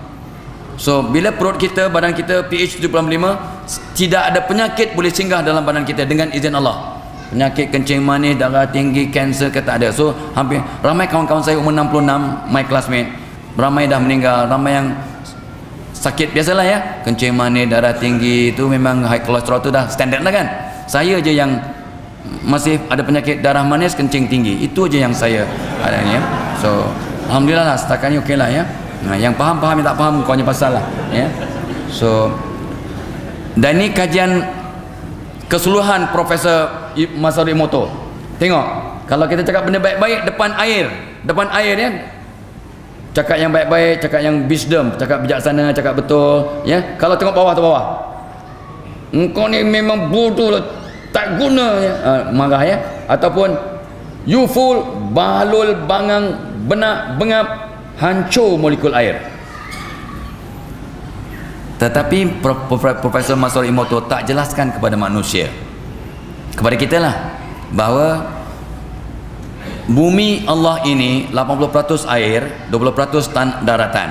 Itu boleh Google, memang betul. Lebih kurang itulah ya, 73% air masin, 7% air tawar, sungai dan tasik, dan 20% bumi ini adalah daratan. Anak-anak kita, anak kecil ikut kajian, anak baby ya, 85% badannya adalah air. Anak yang kecil itu 80%. Macam tuan-tuan dan puan-puan yang dah keriput ni, dalam 70% air lah. Saya yang dah bangka sangat ni, 65-70% air. So apa jadi kalau mak ayah kata, awak hang ni ketegak sangat macam wak hang, bodoh. Contoh, maaf ya, contoh. Apa jadi? Air-air dalam badan anak kita semua hancur. Kesannya dia akan sedih, badan tak sihat, dia punya akhlak jadi buruk. Sama juga bila kita bergaduh depan air, bergaduh marah-marah, ya, maka molekul air dalam air ni semua jadi rosak. Kita minum molekul air yang rosak, apa jadi? Maka badan kita tak sihat, akhlak kita tak baik. Badan tak sihat, akhlak tak baik. Itu yang akhirnya anak kita jadi degil, jahat, mischievous, buat kesilapan dan sebagainya. So mak bapak yang saya mulakan, saya mohon sangat-sangat, terutamanya diri saya sendiri, haramkan fikiran negatif. Jangan fikir negatif tentang keluarga kita. Sebab Allah mencipta anak-anak kita, keluarga kita dengan laqad khalaqnal insana fi ahsani taqwim. Sesungguhnya aku telah mencipta manusia dengan sebaik-baik kejadian. Hampa kata apa? Tak. Anak aku yang sulung okey, yang nombor 2 ya Allah ketegaknya macam mak dia, tak tahan aku. Allah kata aku telah mencipta manusia dengan sebaik-baik kejadian. Awak kata no. So barang siapa yang mengatakan anak kita, keluarga kita tak baik, dia melawan kata-kata Allah. So mulai hari ni adik-adik, tuan-tuan puan, tukar cara kita berfikir. Habis anak kita memang nakal macam apa? Sebab dia nakal sekarang sebab hati kita kotor, mak bapak fikir kita kotor, kita dah buat banyak kesilapan, maka hasil kepada kesilapan-kesilapan kita itulah dia anak kita yang berperangai tak baik. Nombor 1. Nombor 2, bila anak kita degil, cuba semak hubungan kita dengan Allah. Ulama pesan kat kita, barang siapa perbaiki hubungannya dengan Allah, maka Allah akan perbaiki hubungannya dengan sesama manusia. So bila hubungan kita dengan Allah, mak bapaknya jaga solat, mak bapaknya jaga zikir, mak bapaknya sedekah, pantang ada kotak-kotak ni, kotak-kotak kutipan derma diedarkan, dia berlumba-lumba, dan setiap kali nak derma tu dia bertanya, ya Allah, aku sedekahkan, aku dermakan RM50 ini untuk aku, isteriku, isteri pertama, isteri kedua dan bekas isteriku, ya. Contoh aja ya. Untuk atuk nenek, untuk mertua, untuk ipar duai, untuk adik-badikku dan untuk aku sekeluarga, pap, RM50, semua dapat pahala. Tapi ramai orang terlupa. Saya dah buat survey tadi, katalah orang yang derma tadi, ada pertanyaan tak? Tak payahlah saja aku derma 5 kupang ni untuk aku, jiran-jiran aku, nama jiran aku pertama, nombor 2, nombor 3, nombor 4, sampai dalam tu kan ting, bunyi pula tu. Dah lah dia niat panjang, bunyi kelentang 5 kupang. Tapi yang penting ikhlas, ya, yang penting ikhlas. Okey. So tuan-tuan dan puan-puan, bila anak kita degil, mak ayah yang saya mulakan, jom kita semak hubungan kita dengan Allah. Bila hubungan kita dengan Allah ada masalah, jangan terperanjat, jangan, ya, ataupun rasa terpinga-pinga. Kenapa anakku degil sangat? Hubungan kita pun degil dengan Allah. Bila kita degil dengan Allah, jangan terperanjat anak-anak kita degil. Nombor 2. Nombor 3, bila hubungan kita suami isteri pun bermasalah, mencabar, maka anak-anak akan stres. Sampai kata pakar-pakar yang mengkaji, ya, ikut kajian, ya, secara saintifik, bila mak ayah bergaduh, walaupun dengan senyap, gaduh, bertengkar, konflik lah, ataupun kecil hati, masam muka, apa jadi? Baby yang umur 5-6 bulan, dia akan diarrhea ataupun berak-berak. Sebab gelombang atau aura negatif yang mak ayah bergaduh itu pancarkan akan menyebabkan baby yang cuma minum air susu ibu akan jadi sakit perut. Allah punya kuasa. Allah nak tunjuk bahawa bi'ah atau suasana rumah tangga boleh mempengaruhi bukan saja saksiah, kesihatan dan keseluruhan pribadi anak-anak kita, amat-amat dipengaruhi oleh suasana rumah tangga. Suasana yang penuh kasih sayang. Bapa masuk rumah dengan bismillah, qul Allah, senyum, assalamualaikum. Contoh, mak masuk rumah, bismillah, qul Allah, senyum, assalamualaikum. Anak-anak masuk rumah, bismillah, qul Allah, assalam. Contoh tadi, ya. Barang siapa masuk rumah dengan basmalah dan surah Al-Ikhlas, penghuni rumah dan jiran-jirannya terhindar dari kemiskinan, kefakiran. Masya Allah. Let's do it. Hubungan kasih sayang.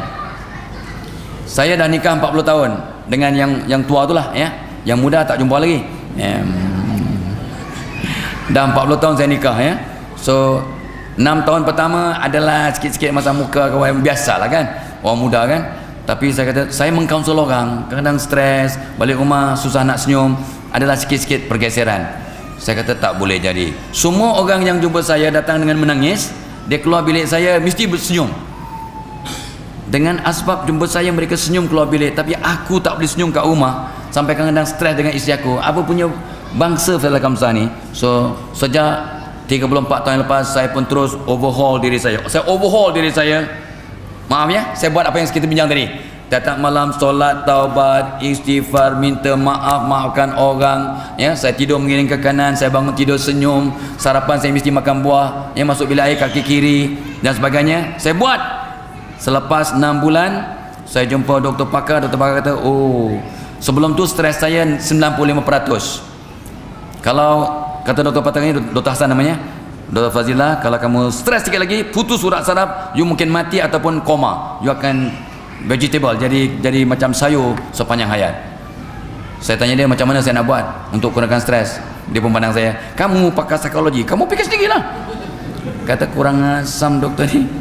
Ya, dia tu kawan saya. So saya pun balik, saya pun hisap diri, overhaul. Itulah yang saya buat. Yang saya sebut tadi itu semua kita amalkan pelan-pelan ya. Senyum, masuk rumah mesti senyum. Bismillah, wallah, assalamualaikum, senyum. Masuk rumah peluk yang tua sekali. Bukan anak sulung, yang anak yang paling tua tu, yang umur 40-50 tu. Ya. Anak tu peluk tu, walaupun dah tak berapa banyak current saya tak banyak current, saya tahu. Tapi tak apa. Yang faham-faham, yang tak faham lantak dia. Ya. So peluk yang tua dulu. Lepas tu yang sulung. Nombor 2, nombor 3, berlaku adillah kamu dengan anak-anakmu walaupun dengan dalam memberikan ciuman. Sabda Nabi SAW, hadis sahih. So dalam memberikan ciuman pun kena adil. Yang tua dulu, maknya dulu, walaupun bau ikan masin. Kok ia pun suami balik, ya, pakailah perfume sikit, spray lah aerosol ke, ya apa-apalah ya. Apa nama apa? Fibris ya, Fibris je, sap je, wangi lah ya. Okey, so hubungan suami isteri sangat penting. Kalau anak degil, cuba tengok hubungan mak bapak. Nombor 3, nombor 4, suasana rumah tangga. Berkaitan tadi ya. Suasana rumah tangga kena bahagia, ya, penuh dengan kasih sayang dan hidupkan sunnah-sunnah. Masuk rumah dengan kaki kanan. Saya pesankan anak saya, jangan masuk rumah sebelum bismillah, kulullah, senyum, assalamualaikum. Sejak anak saya umur 6 tahun. So anak saya yang bungsu nama Syazwan. So dia lagi nak masuk aja. Allah mak, ada setan nama Dasim. Saya sebut ada Dasim kat pintu tu. Dasim tu akan masuk kepala kalau tak baca bismillah, kulullah, bagi salam. Dia pun undur balik. Bismillahirrahmanirrahim, kulullah, assalamualaikum, padan muka kau Dasim. Dia pun masuk kaki kanan. Saya duk perhati sampai sekarang, umurnya dah 28 tahun. Tiap kali nak masuk rumah dia pandang ke atas sambil tersenyum.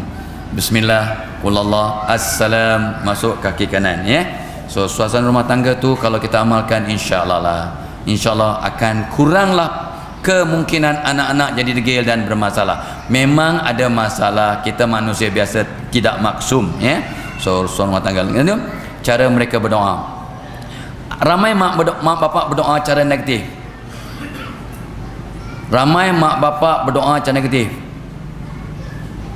Ya. Awak bodoh sangat, itu doa.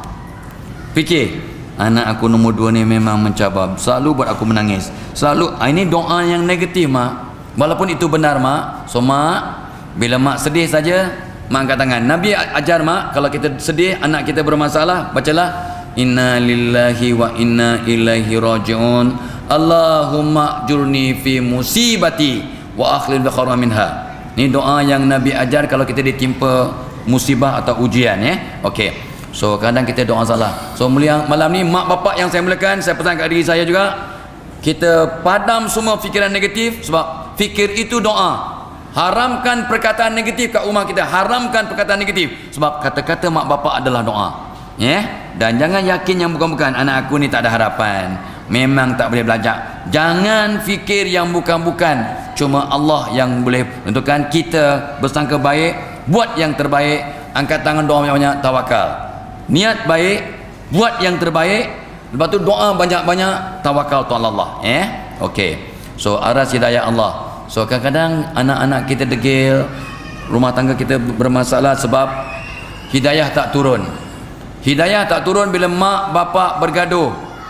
Bila mak bapak masa muka bergaduh, malaikat rahmat lari dari rumah kita. Hidayah tak turun sebab ayah tak datang ke masjid, Allah turunkan hidayah di masjid, di rumah Allah. So mak-mak yang saya mulakan, barang siapa ibu yang menyuruh suaminya atau anak lelakinya datang ke masjid, maka mak yang sembahyang kat rumah akan dapat pahala macam sembahyang di masjid. Orang perempuan lebih afdal sembahyang di rumah. Masjid orang perempuan di rumah, tapi jangan larang orang perempuan datang ke masjid, terutamanya untuk majlis-majlis ilmu macam ini. So memang digalakkan, tapi untuk sembahyang fardu sahaja, orang perempuan yang saya mulakan lebih afdal di rumah. Ya, so maksudnya okey sembahyang kat rumah, tetapi pujuk dan pesan pada suami dan anak-anak lelaki untuk sembahyang di masjid, maka orang perempuan yang sembahyang di rumah dapat pahala sembahyang di masjid. Katalah kat masjid ada 200 orang berjemaah, suaminya ada sembahyang sama, dia pun dapat sama sebab dia yang suruh, yang dia siapkan kain dan baju dan butang baju Melayu menempah. Butang baju Melayu, ya. Tak faham sudah. Ini aras hidayah. Barang siapa yang didatangi tetamu, maka seorang tetamu yang datang ke rumah itu yang dilayani dengan baik akan menarik 1000 hidayah, dan bila dibalik akan menarik 1000 maghfirah. Hadis sahih. Barang siapa menerima tetamu dengan ikhlas, malam ni saya tetamu, layanlah dengan ikhlas sebaik mungkin. Terus banyak Datuk Alim dah bagi saya nasi Arab tadi. Masya Allah, mandi, saya dah mandi, dibagi pula nasi mandi lagi. Aduh, 2 kali mandi. So memang okey lah. Okey aras hidayah, ya. Artinya lepas tu bila saya tanya beberapa orang ulama di Malaysia, masa ni 20-30 tahun lepas, saya bertanya, Ustaz, mak bapaknya orang baik Ustaz, anak degil Ustaz, pasal apa Ustaz? Tanya lagi, mak bapaknya cikgu, anaknya kurang ajar Ustaz, degil Ustaz. Mak bapaknya pensyarah, anak jahat Ustaz. Mak bapaknya baik, anak jahat Ustaz. Semua Ustaz macam apa? Cuba semak rezeki yang dibuat balik tu halal tak halal. Yang keduanya, bayar zakat dengan sempurna ke tidak? Cek keberkatan rezeki, cek zakat dibayar ke tidak. Ni ulama yang saya tanya. Ustaz, mak bapak baik Ustaz, anak degil Ustaz, anak ketegak Ustaz, anak jahat Ustaz, pasal apa Ustaz? Cek rezekinya berkat tak berkat, cek zakatnya. Zakat yang RM7 tu memang kita ingat, tapi zakat pendapatan dan orang perempuan, orang Penang, oh Allah, geng-geng mami jarum ni, ya Allah banyak. Geng-geng mami ni, ya, tak ada jarum, ya. Memang emas ada 2-3 kilo kat rumah kan? Orang perempuan 3 kilo, 4. Ya Allah, 4 kilo, bukan 4, 5 dia 5 kilo. Ini 5 lah kan? 5 lah kan ya? 5. Oh, bukan 5. Tak ada langsung. Aku ingat 5 kilo. Dia kata, kata 3 kilo, 5. Ramai orang terlupa zakat emas perak. Yang banyak tu orang jantan, orang Penang tengok, memang kaya, dia beli banyak emas, ya. So tolong, ya, this is not joke, ya. Jangan. So ni ulama pesan kat saya, kalau mak bapaknya elok perangai tapi anaknya jahat, anaknya degil, cuba cek keberkatan rezeki, cek masing-masing lah. Aku ada ponteng tak, aku ada overclaim tak, aku ada whatever lah, ya. Dan zakat harta, zakat emas perak, zakat pendapatan, and so on and so forth, ya. Zakat yang RM7 tu zakat fitrah, kita ingat. Okey. Alright, kalau anak kita degil, cuba tengok kemahiran mak bapak, kemahiran parenting skill, keibu bapaan. Itu sebabnya saya sengaja menulis buku ni untuk kongsi, ya, berpuluh-puluh tip bagaimana nak mendidik anak-anak supaya tidak degil, tak biadab. So saya senaraikan, ya, dia punya cara bercakap. Saya okey, masa kita pun makin singkat. Saya tahu, saya tengok jam tu jam besar tu, nampak 9:18, ya. So memang masa dah lapak pun orang atas tu, ya. Skill kebapaan. Lepas tu hati ibu bapa yang masih mungkin kotor. So mak bapak yang tak tolak taubat, mak bapak yang tidak istighfar, mak bapak yang tidak bermaaf-maafan setiap malam, hatinya masih kotor. So para bapak yang saya muliakan, semua suami, terutama Fadilah Kamsah, malam ni, ya, semua kita maafkan semua orang, ya. Kita maafkan isteri kita, maafkan anak-anak kita. Bapak-bapak jangan tidur sebelum maafkan isteri. So orang perempuan perlu tolong, ya, pesan, ya. So orang perempuan tolong pesan, bang, kata Dr. Fadilah, orang jantan ni mungkin mati dulu daripada orang perempuan. So abang maafkan saya ya, maafkan yang kalau tak abang nak mampu lah ya. Yang hujung tu silentkan dalam hati saja ya. So jangan marah ya, jangan diem, bukan gurau tau, bukan gurau. Sebab orang perempuan yang jaga solat, jaga Ramadan, jaga kehormatan dan dapat redha dan keampunan suami kamu, jom masuk syurga kata Allah ya. Tetapi ramai orang perempuan terperangkap masuk neraka sebab yang laki-laki ni terlupa nak maafkan isteri mereka, dan yang jantan ni mati dulu. Kita mati dulu sebab tak tahan dengan perangai mereka ya. Dah lah, ajal maut di tangan Allah lah, menyalahkan orang pula. Ajal maut dan tangan Allah ya. So memang dajal, tapi mungkin sebabnya mereka memang ketegak sikit. Hati bapa yang kotor, layani bapa pada. Okey, bak kata ni habis ya. So saya nak rumuskan sikit lagi dalam masa bayan 9:30 habis, sebab takut ya dah lewat. Jagalah, bak kata Ali yang sebut, jagalah mak bapakmu agar anak-anakmu berbuat baik padamu. Dan Nabi pun pesan, rugilah. Apa yang rugi ya Rasulullah? Rugilah orang yang ada mak bapak yang sudah tua tapi dia tak berbakti pada mak bapak sampai mereka dapat pahala masuk syurga. Rugilah orang yang berpuasa 1 bulan tapi tak dapat kampunan. Rugilah orang yang disebut namaku tapi dia tak menyebut sallallahu alaihi wasallam ya. Okey, so itu biasa dengar. Baik, so ini kita tak ada masa dah. So kita terus lagi kepada seperti yang saya janjikan tadi. Saya janjikan saya kena tepati, kalau tidak saya berdosa. Okey mak ayah, untuk menghindarkan anak degil, bukan anak kita degil tapi anak kita tak tahu apa nak bertindak. Hei, belajar betul-betul lah, belajar rajin-rajin lah. Hampa ni malak, belajar betul-betul. Rupanya anak kita berfikir pakai gambar. Anak kita berfikir pakai gambar. Anak kita berfikir pakai gambar. Nombor 1, undang-undang pertama. Undang-undang kedua, mereka bertindak ikut gambar dalam kepala. Belajar rajin-rajin. Abah dah kata dah, belajar rajin-rajin. Apa gambarnya? So mulai hari ni, yang kalau nak belajar jangan duduk kat lantai, kat kapel, jangan duduk kat katil, duduk kat kursi nak menghadap kiblat. Sebab belajar itu satu sunnah, satu amalan yang baik. Talabul ilm faridah ala kulli muslimina wal muslimat. Menuntut ilmu itu kefarduan, fardu. So itu ibadah. So ibadah elok menghadap kiblat. Ada gambar tak? Duduk kat kerusi menghadap kiblat. Ada gambar tak? Ada gambaran? Ada. Berbanding belajarlah pada rajin-rajin. Hang belajar betul-betul. Exam dah dekat ni. Belajar rajin. Ya, mak bapak sangka mereka dah bercakap, dah pesan. Salah mak. Anak-anak berfikir pakai gambar. So from now on please, anak-anak, okey, jom duduk kat kerusi. Duduk kat kerusi menghadap kiblat.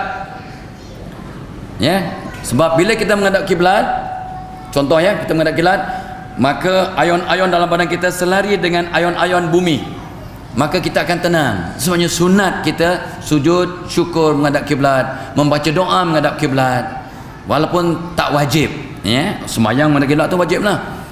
So kita menghadap kiblat, belajar menghadap kiblat sangat bagus. Dan kita kena senyum. Bila kita senyum saja, otak kita relax, tenang, duduk tegak. Dan jangan lupa baca al-insyirah, kata Nabi. Nabi pesan pada Ali, wahai Ali, kalau kau nak mudah menghafal, mengingat, maka bacalah Fatihah dan al-insyirah. Al-insyirah mean lapang kepala, lapang dada. So saya pesan pada semua, besok saya akan pesan pada anak-anak SPM, apakah cara nak betulkan kepala, betulkan hati, mudah ingat, mudah menghafal dan mudah cemerlang dalam exam esok insya-Allah. Kalau panjang umur saya akan bincang pada mereka selama 6 jam ya. So mudah-mudahan banyak cerita yang kita bincangkan. Okey. So mulai malam ni mak bapak nak bercakap pada anak, pastikan ada gambar. Contoh, pergi sekolah baik-baik nak, isteri saya cakap pada anak, pergi sekolah, anak saya jalan ke sekolah sebab rumah dengan sekolah dekat, jalan ke sekolah elok-elok nak, saya tersenyum aja. Mak, anak aku pun tak betul. So saya kata, mak, anak-anak, maksud mak tadi ialah kamu kena jalan belah kanan jalan, jangan belah kiri. Belah kanan supaya nampak kereta dari depan. Ada gambar tak? Ada gambar. Boleh ikut arahan tak? Boleh. Jalan belah kanan jalan saya, belah kanan jalan, nampak kereta dari depan. Jangan tolak-tolak, bahaya, nanti kena langgar. Jangan tolak. Ada gambar tak? Ada. Pakai sampai ke sekolah, nampak cikgu, pergi kat cikgu. Cakap, assalamualaikum cikgu, good morning teacher, boleh saya tolong bawa buku? So I told my kids. Itu caranya ya. Ada lagi satu kenderaan, tolong ya, tolong minta dihapuskan Kereta Pertuan Iswara PCS 9959. PCS 9959 menghalang lalu untuk lalu lintas. Tolong ya. Terima kasih ya. Jangan sampai orang marah, nanti orang berdosa kita ya. Okey, so walaupun niat kita baik. Baik. So from now on mak bapak nak cakap aja. So main elok-elok, jangan gaduh-gaduh. Main elok-elok, jangan gaduh-gaduh. Budak ni tak faham, tak faham. Okey sayang nak main, kamu Alim, kamu main Ultraman ya. Kamu Rashid main Barbie doll. Betul, tukar. Baru dia faham. Share, jangan rampas-rampas. Share, elok-elok, lembut-lembut. Saya pesan kat cucu saya. Dia tak faham kalau main elok-elok, orang main elok-elok, jangan gaduh-gaduh. Apa gambarnya? Ya. Abang pergi outstation ni baik-baik. Jangan kacau orang, anak dara orang, jangan kacau. Tak ada gambar. Jangan fikir Nilofa, Fazura. Fikir saya. Saya idora ni, saya yang kat rumah ni idora. Buat lawak tak faham, benci ya. Okey ya. So mak bapak dan semua guru lah ya. Kalau kita didik anak, kita berfikir pakai gambar. Keduanya, anak kita bertindak ikut gambar. Ni yang penting. Yang lain tu detail ya, tak payahlah ya, sebab kita tak ada masa. Dan of course anak lelaki, anak perempuan berbeza. Anak perempuan kita kena cakap lemah lembut, anak lelaki kita kena banyak pakai logik. Budak lelaki kita kena pakai logik, budak perempuan pakai feeling, emosi ya. Itu yang penting. Okey. So akhir kalam saya janji 9.30. So saya cuma nak bagi 2-3 tip, lepas tu kita berhenti. Tuan-tuan, puan-puan, rupanya nak didik anak-anak supaya tidak degil ni. Di samping kita ada misi buat matlamat keluarga. Ya, saya pesan ke anak saya daripada dulu, daripada 35 tahun yang lepas. Okey, matlamat rumah kita ialah semua anak-anak abah mak ini akan masuk universiti, insya-Allah. Matlamat pertama. Yang kedua, kita semua kena jaga solat 5 waktu. Masuk waktu solat. Di rumah kita semua orang baca Quran tiap-tiap hari. Keluar rumah mesti tutup aurat. Keluar rumah tutup aurat. Ya, sembahyang 5 waktu, jangan tinggal, baca Quran tiap-tiap hari ya, buat apa pun terbaik dan hormati semua guru. 5 perkara saya pesan. Hormati semua guru. Kalau kamu hormati guru dan ilmu, kamu akan cemerlang dunia dan akhirat. Saya pesan anak saya, ni misi keluarga ya. Yang keduanya ialah mak bapak kena berubah dulu, dah sebut banyak kali. Lepas tu ingatkan anak jaga ibadah. Solat nak, solat jaga 5 waktu. Solat jaga. Anak saya yang sulung 35 tahun, kalau datang ke rumah saya akan kejutkan. Hidayah, bangun, senyum, angkat tangan doa. Bangun, senyum, angkat tangan. So bangun tidur kena senyum, angkat tangan doa. Bangun tidur senyum, angkat tangan doa. Ya. Sejak mereka kecil sampai umur 35 saya masih pesan. Sebab ayah saya masih hidup, umur 88. Dan saya balik ke rumah ayah saya 66, ayah saya 88. Apa tanya? Khabar kamu? Dah solat? Belum pak? Solat dulu. Lepas tu kita boleh sambung cerita. Umur anak 66 tahun yang comel handsome ini pun masih dipesan oleh ayahnya untuk solat dulu. Saya kata, ya Allah, hebatnya bapa aku ni. Aku yang dah kereput pun disuruh solat ya. Nampak? Artinya bapa mak, tanggungjawab kita sebagai mak ayah tak berhenti sebelum kita mati atau anak kita mati. Tak tahu siapa dulu. So jangan, alah anak saya dah besar dah, takkan nak pesan dah umur 35 dia ustaz dah tu, takkan saya nak habakkan dia. Ustaz tak ustaz ya, ustaz tak ustaz. Kadang ustaz pun lupa nak witir, kadang ustaz tu nak tolak tabak. Ustaz pun ustaz ya. Ustaz pun bukannya orang ya, orang lah bukannya maksum. Okey, saya tidak menghina siapa-siapa ustaz, please. Sebab saya pun orang yang banyak silap ya, dan kita ingatkan. Okey, so ini semua tak nak sebut dah, cuma yang last sekali. Tolong mak bapak tolong kawal penggunaan gadget. Tu tak jelas ya. Kawal penggunaan gadget. So mak ayah tolonglah. Ya, saya nampak di mana-mana, kat Penang, kat Singapura, kat Brunei, kat Johor, kat Sabah, Sarawak, sama je. Kalau makan anak beranak ya, saya suka makan sarapan tiap Ahad. Patutnya esok lah ya, atau Sabtu Ahad kami akan sama-sama sarapan. Semua anak saya akan balik daripada rumah masing-masing, kami akan jumpa sarapan sama-sama kat mana-mana kedai kat Bangi, berbual. Saya mula tazkirah 5 minit, lepas tu kita makan. Tapi maknya tu kebetulan bini aku.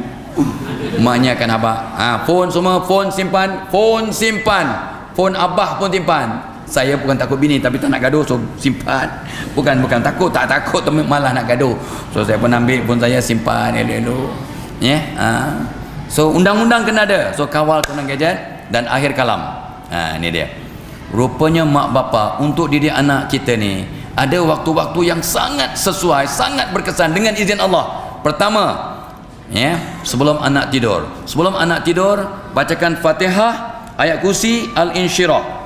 Alam Nasrah, ya. Fatihah, ibu sekali doa. Ayat kursi, halau setan-setan yang nak ganggu anak kita. Dan Nabi pun memang suruh kita baca Fatihah, ayat kursi, Al-Insyirah. Alam Nasrah, hembus kat ubun-ubunnya. Nasihat 30 saat. Kamu anak yang soleh, anak solehah, kamu budak pandai, ya. Nasihat 30 saat tidur. Nasihat yang anak terima sebelum tidur akan diulang-ulang oleh otaknya sepanjang tidur. So ikut kajian psikologi dan sunnah, ya, maka sebelum tidur waktu yang sangat penting untuk nasihatkan anak 30 saat. Lepas tu ini yang jarang orang buat. Saya telah buat sejak 30 tahun yang lepas, 26 tahun yang lepas. Anak saya yang nombor 2, dia mencabar sikit, budak pandai tapi nakal sikit. Maka saya nasihatkan anak saya yang sedang tidur, Muhammad Syakir, Fatihah, ayat kursi, Alam Nasrah. Kalau ekstra degil, baca surah Toha ayat 1 hingga 5. Surah Toha ayat 1 hingga 5. Asbab Umar Al-Khattab yang jahat, yang degil itu, lembut hatinya, menangis dia, jatuh pedangnya dan nak jumpa Nabi untuk mengucap asbab surah Toha ayat 1 hingga 5. Toha, dia baru baca, dia masa tu belum beriman, ya. Adik dia dah beriman. Toha ma anzalna alaikal qur'ana litashqa illa tazkatan liman yahsha tanzilan mimman khalaqal ardi was samawati ula ar-rahmanu 'alal arsy istawa. Dia baca 5 ayat surah Toha, pecah degil Umar Al-Khattab, sejahat-jahat orang, jatuh pedangnya, menangis dia dan dia minta izin jumpa Nabi. Masa tu Nabi di rumah Arqam dan dia mengucap asbab surah Toha. Maka para ulama ajar kita, bacalah Fatihah, ayat kursi, Al-Insyirah dan Toha 1 hingga 5, hembus kat ubun mana dan nasihatkan anak yang sedang tidur. Dan bila saya nasihat anak saya nombor 2 yang agak mencabar itu, masa tengah tidur, masa saya nasihatkan, saya berbisik kat telinganya atau cakap nanti, dia bergerak. Dalam tidur dia bergerak. Dan selepas seminggu, Allah punya kuasa berubah perangannya seperti yang kita bisikkan dalam tidurnya. Luar biasa Allah, ya. So sebelum tidur hebat, semasa tidur hebat. Rupanya anak juga, anak yang bangun tidur jiwanya bersih macam bibi yang baru lahir, kata para ulama. Maka nasihatkan anak kita, kejutkan dia, peluk dia kalau masih kecil, lepas tu cakap, kamu ni anak soleh solehah, mandi sayang, lepas tu ambil wudu, solat subuh, ya. Arahan yang ada gambar, bangun tidur 30 saat kita nasihat berkesan. Lepas tu anak selepas mandi, gelombang alfa keluar daripada mindanya, otaknya, maka mudah mendengar nasihat. Anak selepas mandi, mak, awak besar-besarnya habis kapet mak. Oh, jangan marah-marah masa lepas mandi, ya Allah, ya. Lepas tu lepas solat, bila anak lepas solat, kalau yang laki-laki balik ni dalam kereta kena atas motor, nasihatkan dalam 30 saat. Masya Allah, anak lepas solat jiwanya bersih, nasihatkan, amat berkesan.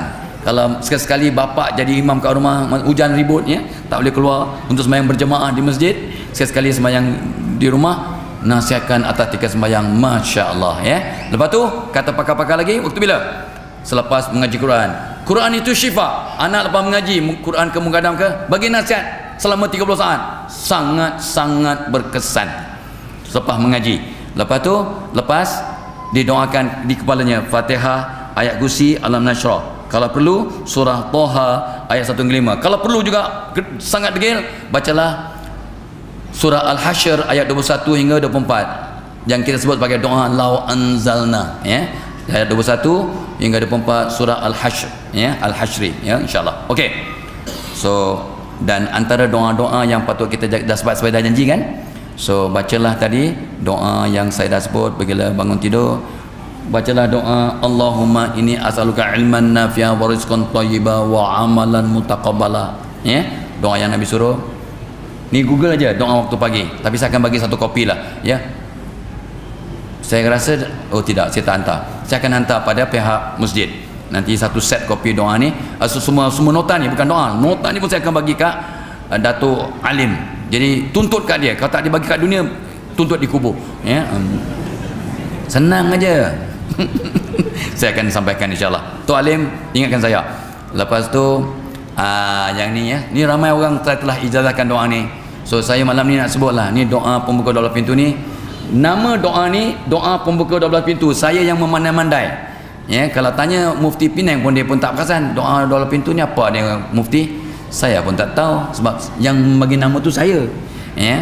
Ini sajalah, doa ni semua orang tahu, tapi nama doa tu, doa pembuka 12 pintu, saya yang bagi dan saya dah masukkan dalam internet. So kalau you google doa pembuka 12 pintu, maka keluarlah Allahumma aftahli abwabal khair wa abwabas salamah wa abwabus sihah wa abwabal ni'mah wa abwabal barakah wa abwabal quwwah wa abwabal mawaddah wa abwabal rahmah wa abwabal rizq wa abwabal ilm wa abwabal maghfirah. 12 ya. Ya Al-Rahman, terbuka semua pintu. Dan ini doa juga pembuka pintu jodoh ya. Wabwabal mawaddah tu, pintu-pintu cinta sejati tu. Seorang bujang akan dapat jodoh, yang tak berapa bujang pun tengoklah nasib ya. So mana tahu ya. So ni doa 12 pintu sangat hebat ya. Allah punya kuasa, yang ada power Allah, doa tak ada power. Lepas tu bacalah doa membuang sifat negatif yang Nabi ajar para sahabat yang banyak masalah. Allahumma inni a'udzubika minal hammi wal hazan wa a'udzubika minal ajzi wal kasal wa a'udzubika minal jubnil bukh wa a'udzubika min ghalabati dan qahri rijal ya. Ya Allah, hindarkan aku daripada keluh kesah dan duka cita, gone. Hindarkan aku daripada sikap lemah dan malas, selesai. Hindarkan aku daripada takut dan bakhil, selesai. Hindarkan aku daripada beban hutang, hutang duit, hutang solat, hutang puasa, hutang budi, dan hindarkan aku dari gangguan lelaki maupun perempuan, walaupun disebut qahri rijal ya. Mudah-mudahan kita terhindar. Dan yang satu lagi yang Nabi suruh baca, yang ulama-ulama suruh baca ialah Bismillah 5 sebagai pendinding. Bismillahirrahmanirrahim. Bismillahirrahmanirrahim. Bismillahirrahmanirrahim. Bismillahirrahmanirrahim. Bismillahilladzi la yadurru ma'asmihi syai'un fil ardi wala fis sama'i wa huwa sami'un alim, sampai dinasyidkan. Dan kalau semua mak ayah dan anak-anak membaca doa ini, insya-Allah terhindar daripada sifat degil. Allahumma kama hasanta khalqi fahasin khuluqi. Ya Allah, bila kau cantikkan wajahku, kejadianku, kau cantikkan akhlakku. Ya Allah, kau cantikkan wajahku, kau cantikkan akhlakku. InsyaAllah tak degil, InsyaAllah tak degil. Dan bila saya dengar lagu Itik Gembo-Gembo, inilah dia doanya.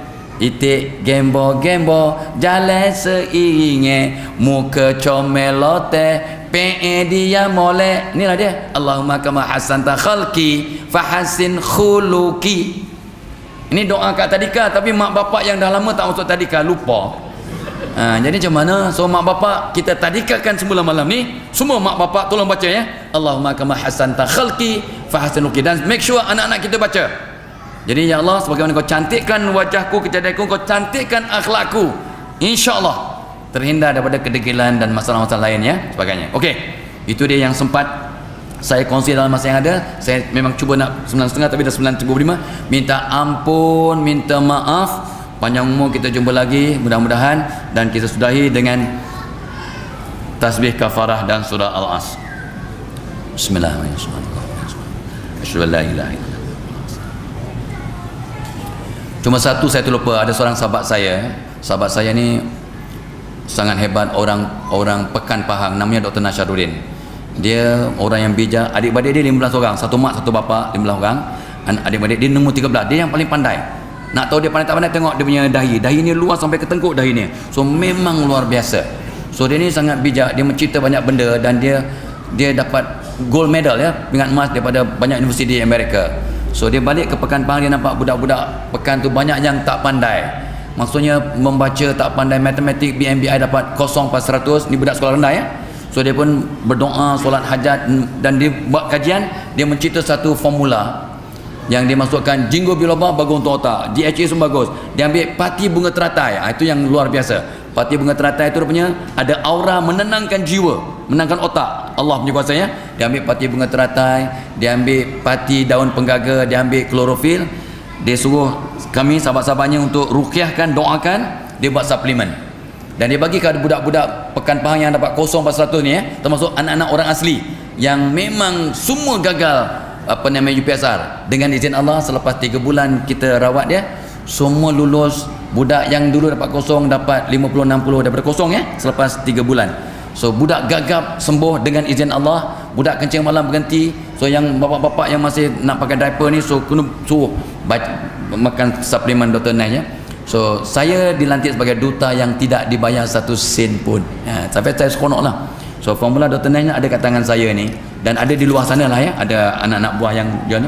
So ni sangat bagus untuk anak kecil, baby sampailah orang tua bangka macam saya, akan menenangkan otak, kuat ingatan insyaAllah ya. Dan untuk budak nak exam, untuk mak mengandung luar biasa, untuk yang nak mengandung lagi pun sangat bagus ya. Dah lama tak mengandung, cubalah mana tahu dapat semangat. Asbab ini semua ada di sana, dan buku tadi mudah-mudahan dapat membantu ya. Dan salah seorang lagi guru saya, ini pun last guru saya ni, Pak Engku ni, yang ada program TV Perangi Syair. Sebab salah satu masalah anak degil ya, masalah paranormal, masalah gangguan. So rupanya ikut kajiannya, ini Allah punya kuasa. Itu sebabnya bila saya terbaca dekat email saya tadi, ada seorang wanita yang dia migraine selalu. So anak murid Pak Engku ni, termasuk saya, kita buat kajian, hampir semua orang kena migraine adalah gangguan jin. Allah punya kuasa ya, gangguan jin. Dan hampir semua orang kena senggugut adalah gangguan makhluk tu. Dicakar-cakarnya untuk isap darah. Siapa kata? Jin yang mengaku. Kami lah tu, akulah, selepas kita dah kawal dia dalam badan orang tu, dia kata akulah yang cakar-cakar tu, bukannya senggugut yang kau kata senggugut tu, orang bodoh aja senggugut, aku, kami ya. Dan orang perempuan Islam tolong ya, orang Pulau Pinang, Seberang Jaya khususnya, Pematang Pau umumnya, tolong orang perempuan jangan pakai gelang kaki, berloceng atau tak berloceng. Itulah tempat makhluk ni bergantung dan masuk bila period.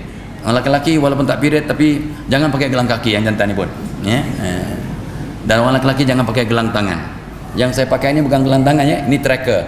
Ini saya tahu berapa jantung saya, gerak jantung, berapa langkah, berapa kalori saya makan, berapa jam tidur, saya rekod di sini. Ini bukan gelang, kata Fadlakam saya pakai gelang, tak, saya pakai tracker, macam jam juga ya. So laki-laki haram pakai gelang kata Jakim. So jangan pakai gelang. Itu pun tempat jin masuk untuk ganggu kita. Bila mak ayah gaduh-gaduh tanpa sebab, di luar rumah rindu, kat rumah bergaduh, kat rumah rindu, tapi kat rumah mesti bergaduh, that means anda telah kena ganggu. Mimpi pula, mimpi ular, mimpi akala jengking, mimpi kena tekan, mimpi tempat tinggi terkejut, dengar guli jatuh atas siling. Ini semua you boleh google ya, 50 tanda kena sihir. Saya sebut ni dengan pantas supaya semua faham bahawa ya Allah, kadang-kadang kita ni tak ada masalah, cuma gangguan makhluk, kita tak sedar sampai bercerai-berai, sampai anak-anak jadi degil, kesiannya, sedihnya. Saya telah mengkaunsul 10,000 kes, penat, tapi itulah cek punya cek, gangguan makhluk di samping masalah-masalah psikologi. Masalah psikologi senang, gangguan makhluk tak nampak. So itulah ya. Dan mudah-mudahan dapat, dan ada semua caranya ya. Di luar sana tu adalah bahan-bahannya untuk membantu ini ya. Seperti yang guru saya cipta, okeylah, tak ada masa nak sebut, saya pun tak selesa nak sebut, tapi tanyalah dengan di luar sana, mudah dapat bantuan. Minta ampun, minta maaf, yang baik pasti dari Allah, yang buruk silap kita, nafsu kita diganggu oleh setan, dan memang kita yang kadang perangai macam setan. Wabillahi taufiq wal hidayah. Wassalamualaikum warahmatullahi wabarakatuh.